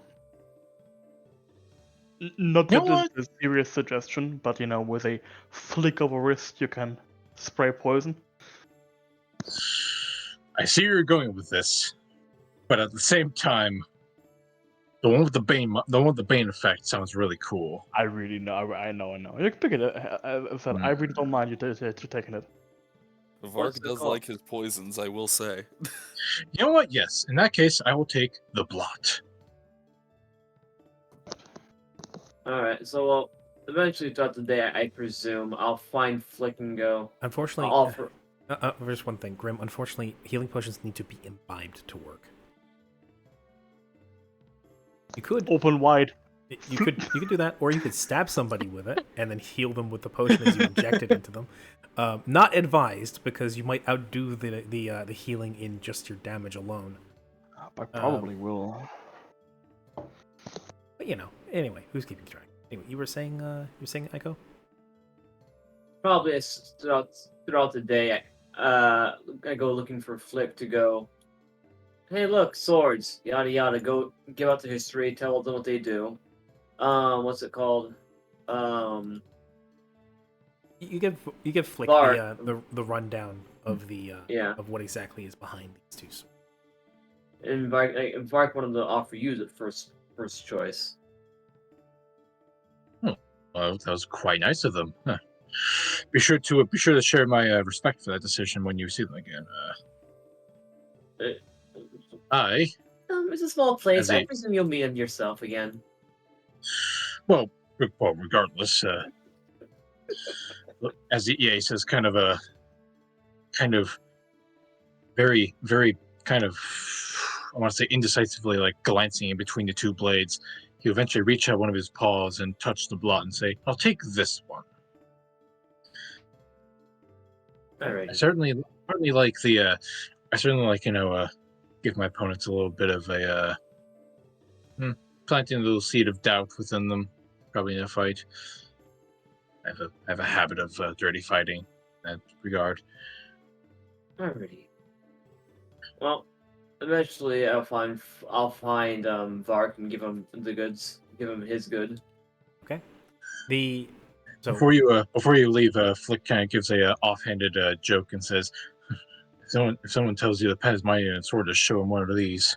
You see exactly what the smith was going for. As Vark would know was said in the story from the mouth of Milenoscopus himself. They said my pen wasn't mightier than the sword. Let's see what they think when the pen is the sword, and I stab him through the heart. I love it.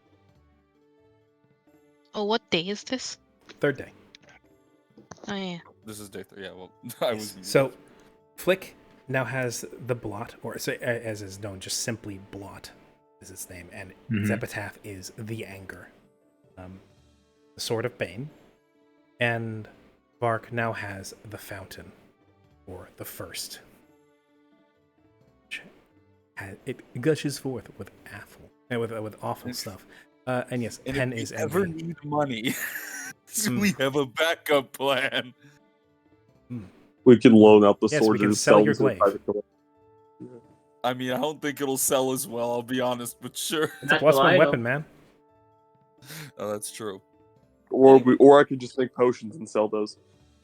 Yes. Anyway, the what do you call it? We can just sell Hollow. That's true. I Though like that If you idea. want me to leave the party, I can do it. You are the one that Ow. left Peter. No, I'm kidding. you Welcome abandoned home, us. cheater. Anyway, so that I'll say. I think most people have a task they've kind of dedicated themselves to for that is day 3, mostly gone. Don't forget the stuff Mallory's doing. Yes. I'll get Mallory his list. Yeah. Actually, that was day 2. Day 3 is employing Hollow and Chaiko for stuff.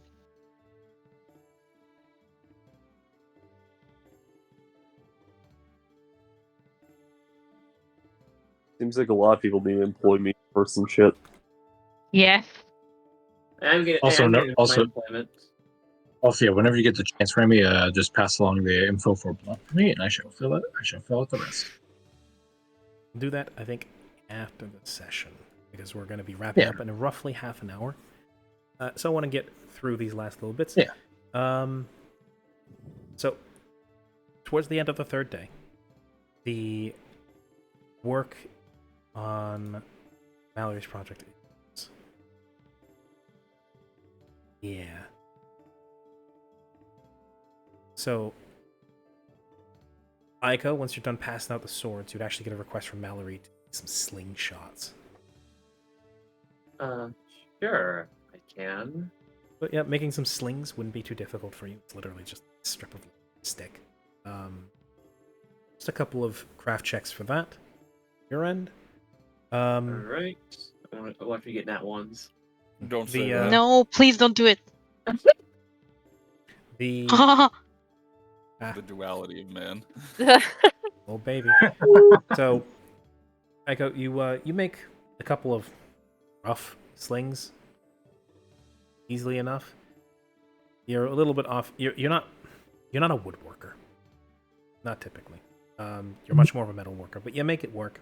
And then once you've gotten a bit of practice doing it, you make some considerably better ones. And so you've made a box full of slingshots that would be usable. And by the end of the third day, the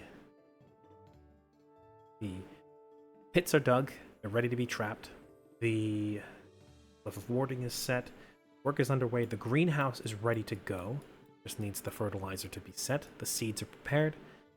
And overall, the village is looking like it's coming into decent shape. Food is getting a bit tight, though. I did bring some fish, even though it's not the best thing. I did bring some fish. Yeah, I that'll was work. actually That'll work to thinking- feed the troglodytes for the most part. But that fish Yeah. is a few days old. I was actually going to say, aside from feeding the troglodytes, to make up for the lack thereof of food, I can go out and reset the traps and also hunt a little bit. Well, Justinian remember, specifically went out of his way to say you it's- leave the animal Yeah. population alone. Yeah, no, oh right. Because they need right, to right, right, right, repopulate. right, Otherwise, right. they might not come back at all. Yeah, I mean, I could attempt fishing. I bet Hollow is far better at it than I, though. Yeah, if you want to contract him as well to help you with some stuff he can. Would that I do count believe- as the animal population? I do believe Vark had something he wanted to speak to the group about. Oh, that's true. That's true.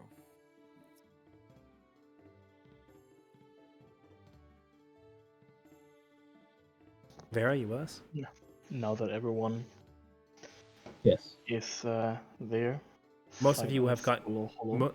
Most of you have your direct things that need your direct involvement are for the most part taken care of.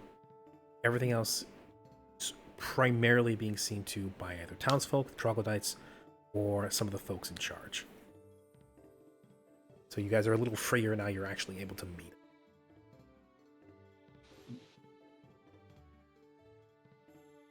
I mean, I'm there, I guess. Yeah, how about that? Yes, Vera. Please go ahead.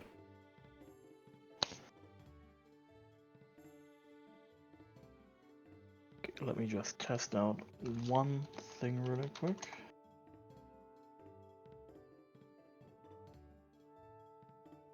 Wonderful, it works.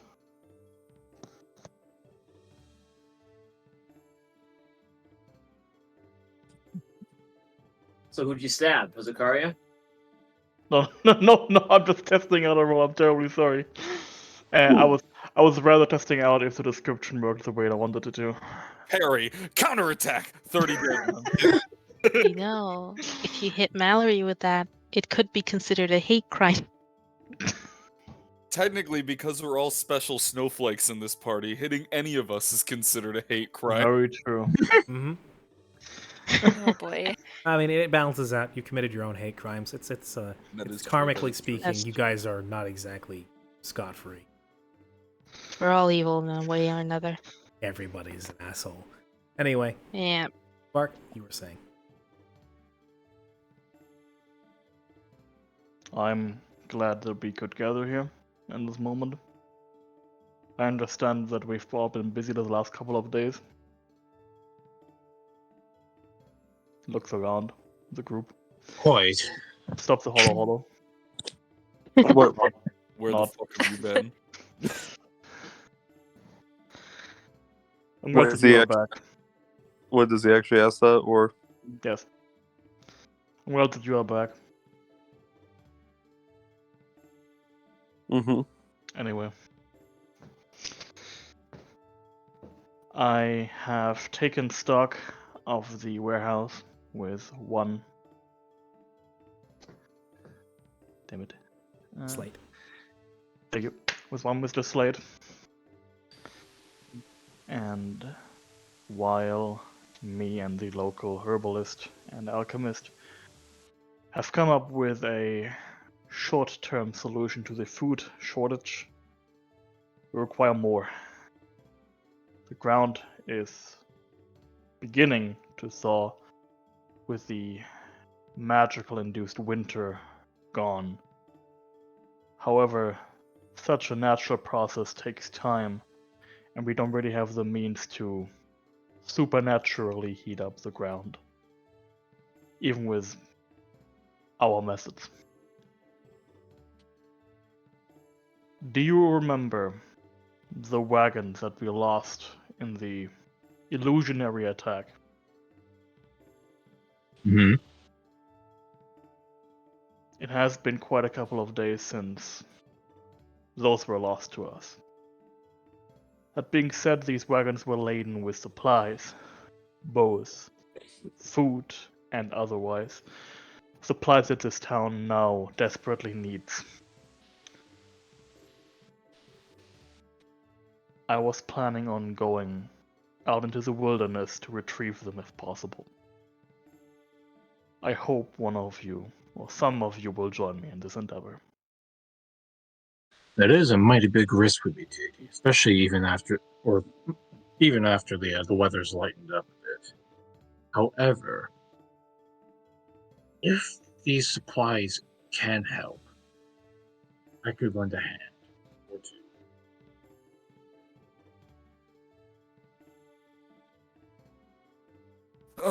Again, it's a risk. I It's think a some of us worthy should risk. stay back. I think some of us should Exactly. stay back and make sure the villagers are safe. I did not expect everyone to leave. He looks over. Everyone leaves. He looks Well- over. He looks over the Karia specifically at this. Some of can't you have specific obligations. That is But- true. All things considered, I'm one of the only bargaining chips between the troglodytes and the rest of the village. I couldn't afford to leave even if I wanted to. And truth be told, I feel safer defending the village myself. So I would happily stay. I Like a was bomb. also going to add that yes, while I would love to lend a hand or two, I also need to stay behind and finish up training the villagers or whoever, or finish up with whoever needs more training. Understandable. Thank you. Sorry, I threw money at June. What? No. June and I were ordering food for after the session, and we were looking at it, and I went, "I'm not making you pay $20." So I threw $20 at her across the room. Yes. I apologize. Oh, my people With consider it rude to throw money at women. Oh yes, of course, but it was. It wasn't like that. No, I wasn't making I it know, rain. I Not know. yet. Not yet. Not Unless- yet. Anyways. No. Hey, Oh my hey, God. hey! This is a PG-13 stream. Let him cook, Jesus goddammit. is the one. Okay, all right. Anyway. Don't you go singing let- hymnals in my fucking stream? Jesus is the one. All right. Anyway, so regardless, that's back on track. Karia and Flick bowing out of the expedition. We will stay home.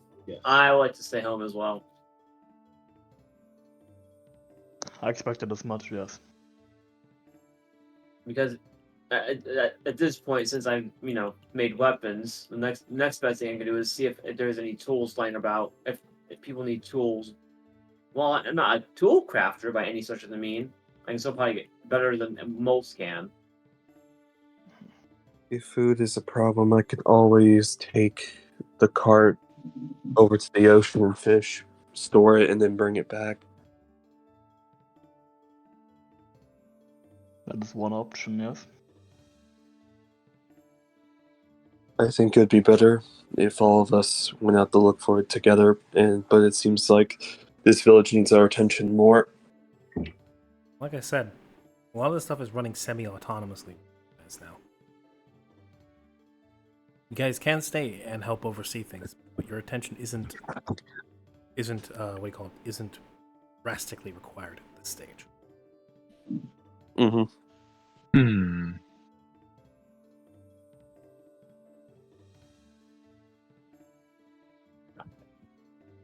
Going out would take you out of the village for a couple days, depending on how long it takes for you to track them down.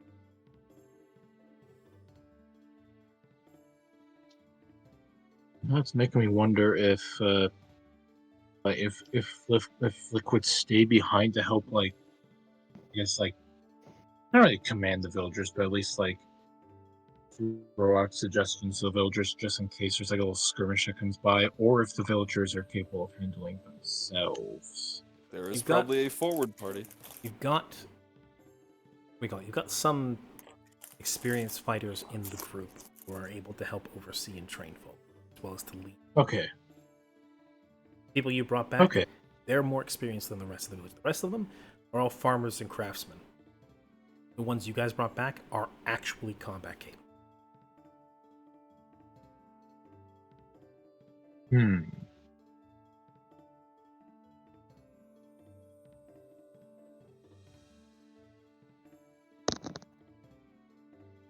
Hmm.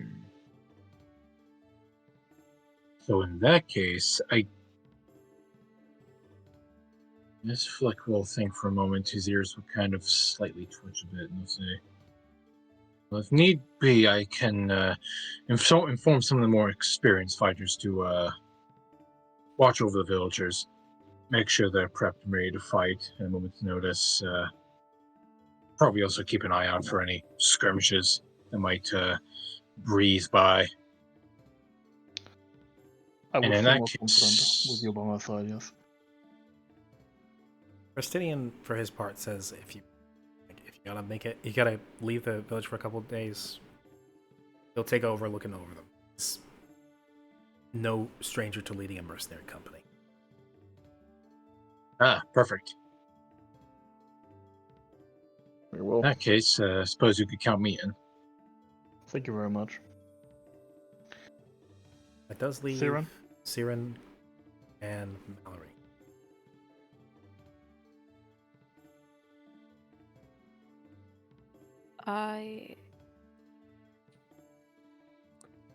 This is actually a conundrum. I don't know if there's anything else I could do other than just aid others in whatever they need help with, whether it's making potions or making any sort of preparations. There's nothing really more in specific that I think Siren would need to do this time.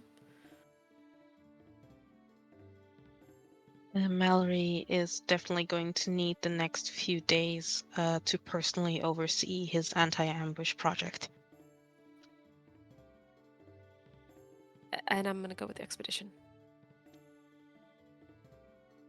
All right. 3 it is then. So it seems like the group leaving is, if I'm correct, Hollow Hollow, Vark, and Siren And Flick. Flick, Yes. and then the rest being Mallory. Holo Holo's more neutral. Like I can stay here, no problem. The question is, would this little excursion also be downtime, or is it going to be full on? Well, it depends if you run into anything. Yeah. So, assume for now that it will be downtime until we get there. Okay. Sounds good. Before Hollow Hollow leaves, could he make some of that I hollow don't even berry? know. I don't even know if I'm leaving yet. Oh, No. You have been voluntold. you have been drafted. Before he leaves, he will absolutely be able to craft you some holly Like, Hell yeah. I'm not even know if I'm leaving you. Just how I have to think about it. Goodbye. Did I just get drafted? Yes. So long. Farewell. I'll be just saying goodbye. Goodbye. Adieu. Now while they're gone, we kill the villagers and we sacrifice them to that dark ritual like we talked about. Yes. All right. Betrayal. So, all jokes aside, hold on. You need to make a decision. You staying behind? You going? So currently, right now, it's Flick, Vark, and Siren. And Siren. when will be our estimated time? Our estimated departure time be? As soon as possible. Today. Let me Unless get something stops you. a few things done, and then I'll be ready to go. Very well. Hello. I would like you to give me a craft poison, considering Oh, Mallory. craft alchemy. Remember? Right, craft alchemy. Yeah, it's poisonism. Yeah, we went over that. Feed the townsfolk to sword. Yes, you could do that. It's just called killing. Indeed. Damn, that's actually one of the lowest things I can get. Wow. Well, it's still 23. It's okay. I mean, all Yeah, you're I'm doing is not really just complaining. grinding up holly berries. With what you're able to get from the dryad, you're able to produce 5 units of holly berry poison. Yeah, actually, yeah, that's about it because I have master alchemy now. Yeah. Yep. And that will be enough to quote 5 traps for now. So eventually he comes back and is able to make. But before I leave, I also want to make a potion if available. I mean, all you need for that is an hour, unless it's a higher level potion. Yep. And before I leave, I'm gonna. And this is something I'm gonna hand to Karia.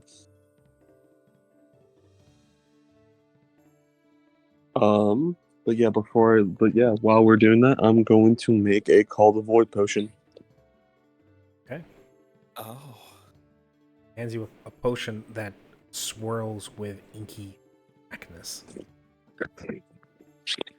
Just in case you ever feel that energy within you want to come out again, or if it's on its tipping point, just drink that. Should release it all.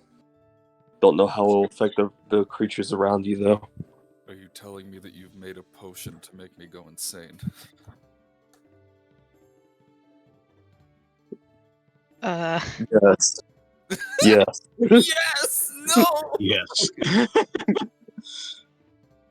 I'm gonna stare at the inky black potion for a while and go, we're going to have a conversation later. And then I'll hook it onto his belt and go, but not now. I appreciate the sentiment. Or feed it to the dragon. Oh, and be careful, I have a pit trap being built over that. Wait, what do you mean falls through? I mean, considering the size of your card, all you have to really do is just lay a plank over it. Yes. So, with little other delay, and a few other things interfering with your guys' departure, is mount up, and planks are put across the pit as you all cross out, and by the end of the day, you've set off. And for the first time in this version of the campaign, you've split the party. Oh, I get to do fun thing. Oh boy. Oh no. Congratulations, we split the party for a Yeah. potential long amount of time. Well, Oh yes. boy. Also, So, Grim, just so we're all on the same page, who was with the expedition and who was back? it's Holo Holo, Varg, Siren, and Flick in the expedition, and it's Mhm. Aiko, Arya, and Mallory staying behind. Gotcha. And Grim, a spiral burst potion isn't really a potion; it's a bottle that sucks you in. So technically, not deliverable via stabby things. Oh no. What if it gets sucked into the rapier? Oh god. Hey, Now, but if you were able to repeat make a that? rapier that worked like a spiral burst bottle, that would be insane. Because for clarification purposes, a spiral burst bottle is a very nasty magical item that when you unstopper it, the person that holds it gets sucked in and spaghettified through the neck. Because it doesn't minimize you as you go through the neck; it pulls you through with sheer force. Oh. Ugh. I don't like that. It is a hell of a trap item. Not that I plan to do this, but remember when we talked about Skin's End? Yes. That could work. Oh boy, nasty. Yeah, no, that could work. Again, I'm not gonna do it. I don't even It's have kind of a spell horrifying content, thing to do. It is a bit of a moral Yeah. quandary. So the 3 of them have stayed behind, and 4 have departed off into the cold wind to try and track down the remaining carts. Before we end the session, who of the expedition would like to try and give me a survival to see if you could track down the carts? I can survival I have a pretty good survival. Go ahead. If does anyone want to help, or I will help. Yes, I will help. I can try to help. no? Joke. I'm not trained in it, but I'm If you're decent. not trained in it, you can't help it. Oh, I can't train. Then I can help you though. Excuse me. Okay, I will now roll. Nice. I go. Nice. Very nice. Oh, nice. Well done, Flick. Okay. Flick, if you will. Heads or tails? Tails. Why not? As a cat, good choice. Yes. Choice. Okay. Aha. The DM commends you. Don't do it often. Do.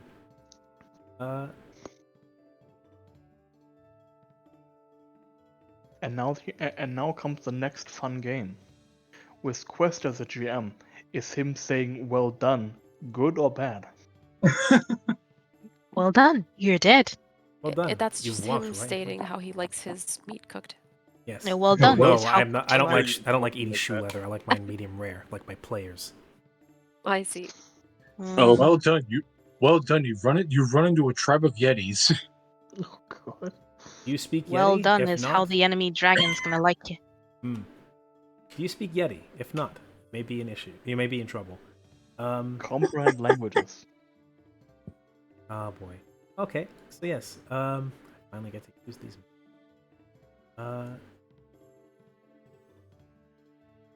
Where?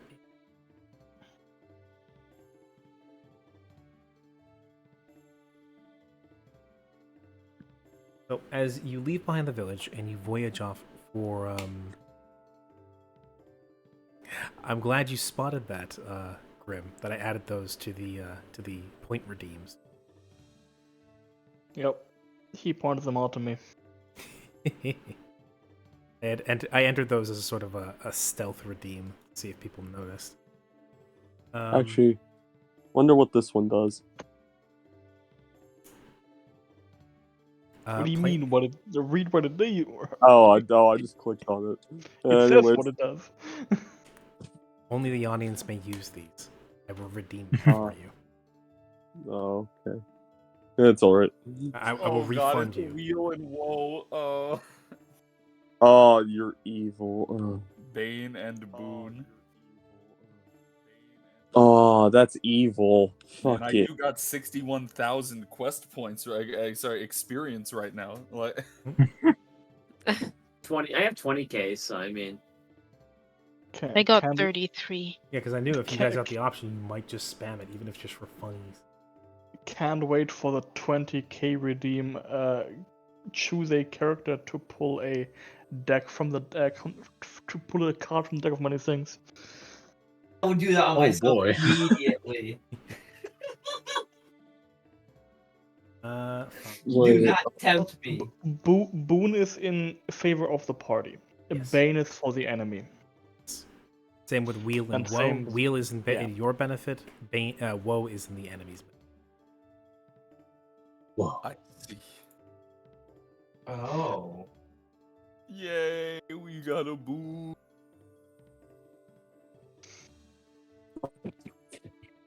Let me tell you, when Holo Holo gets back, those civilians are not the only ones who are going to be whipped to make more. Oh, Oh boy. Oh shit. Change me from that. He thing needs real more quick. poison. You know what's funny? Real quick. I'm tempted to yell at mine and Froy's mutual friend to start building up more points. But then I realized, I know damn well how's the tracking He- on that? he- 'Cause I can get ready to head out now. he ain't Uh, gonna use it on One boons. second. That's that.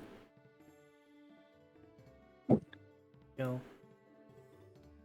Okay. It's not very far, so I can go. Boy, we both know our mutual friend, the Alpha and the Omega, would not use them on boons. Yeah, we know. Oh, we do. Oh, we damn well know. I was like, I would have forced Nick to use boons. Now, like, wait a minute. I know damn well he wouldn't. You damn well know he would waste it all on woes every time we're in a boss fight. Whoa. He would. Whoa. Maybe it's best if I don't tell him about those. As you He's secretly watching right now. No, he's away right now. He had to go do stuff. trace your Yeah. way back to where you got separated, or at least try to make your way back to where the divergence in the paths happened.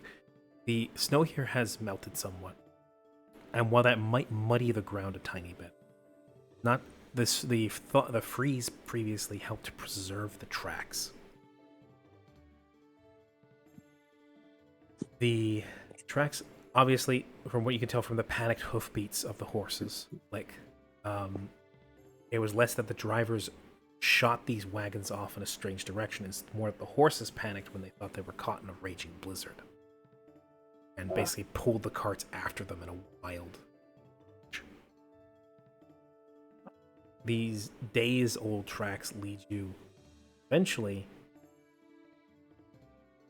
up through up a snowy incline further north.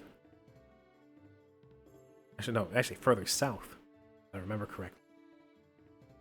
Until eventually you come up a hill through a bit of pine forest, and eventually in front of a cabin, situated snugly between the trees, with no sign of a wagon.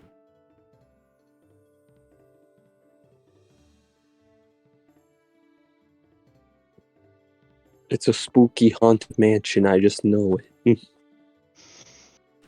Think any survivors might have holed up into here? Uwaki, Uwaki, Pumpukin. Well, if they had any chance to get to safety, then they would have sought shelter in this building.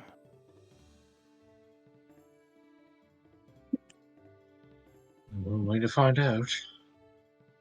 By the way, did my cappies stay back in the village, or are they with me right now? Your familiars, I would assume they'd be with you. Okay, good. They might be pissed at Look, you, well- but they're still your familiars. Yeah, that's true. Like, we'll hop out back of the carriage and start making his way around the front. Okay. As you guys roll up to the front of the house, begin to approach. That's what I'm going to call the session. All right. Whoa. Oh. We are now Oh, dear. just at the 4-hour mark. Thank you all very much for playing, and thank you folks for coming. Of course, always. That was good. Yes, always. Thank you. Thank you very much for It was very fun, and with tomorrow Guys got being to- Father's Day, I You guys don't got know. to deal with logistics. Well, see, it's Happy Father's Yeah, Day well- tomorrow. You get to celebrate being a dad. I get to Yeah. Oh be a yeah, dad. Matt is I Yeah. actually isn't he? kind of preemptively I do indeed have a celebrated father. I mean, I am indeed a father. it. I guess my first statement wasn't incorrect. Anyways, I'm still cool with running session, but that's up to what everyone is doing tomorrow, because since it's a holiday, if a lot of people are going to be celebrating their fatherliness and or their having of fatherliness, then I will call. But it's all good. You just keep me posted. Yeah. I might be busy, so I'm not sure yet. Yeah, I know that Jake already can't make it, and Yeah. worst that happens is we just end up having the session, the week after. I have no qualms of stopping and starting. But yes, this was a good session, Ram. I Thank appreciate you. you. You guys have to deal with logistics and politics and shit like that. This was And super group fun. projects.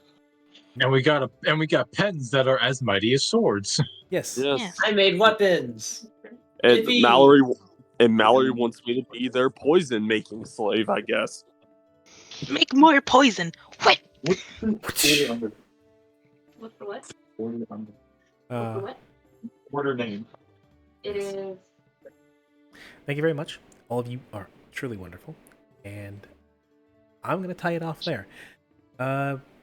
To Vera and Jake, I will get the exact details of the weapons I drafted up to, I think, tomorrow. Okay. And I'm going to go get some sleep because I need to be at work in 4 hours. I will see you guys Yes. later. Bye, guys. Yes, of course.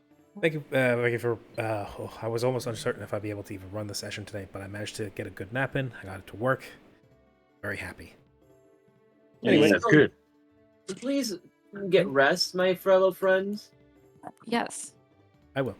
Listen, I love Pathfinder as much as the next guy, but you take care of yourself, mate. Your Yeah. health is important, and I'll fucking fight Yes. you.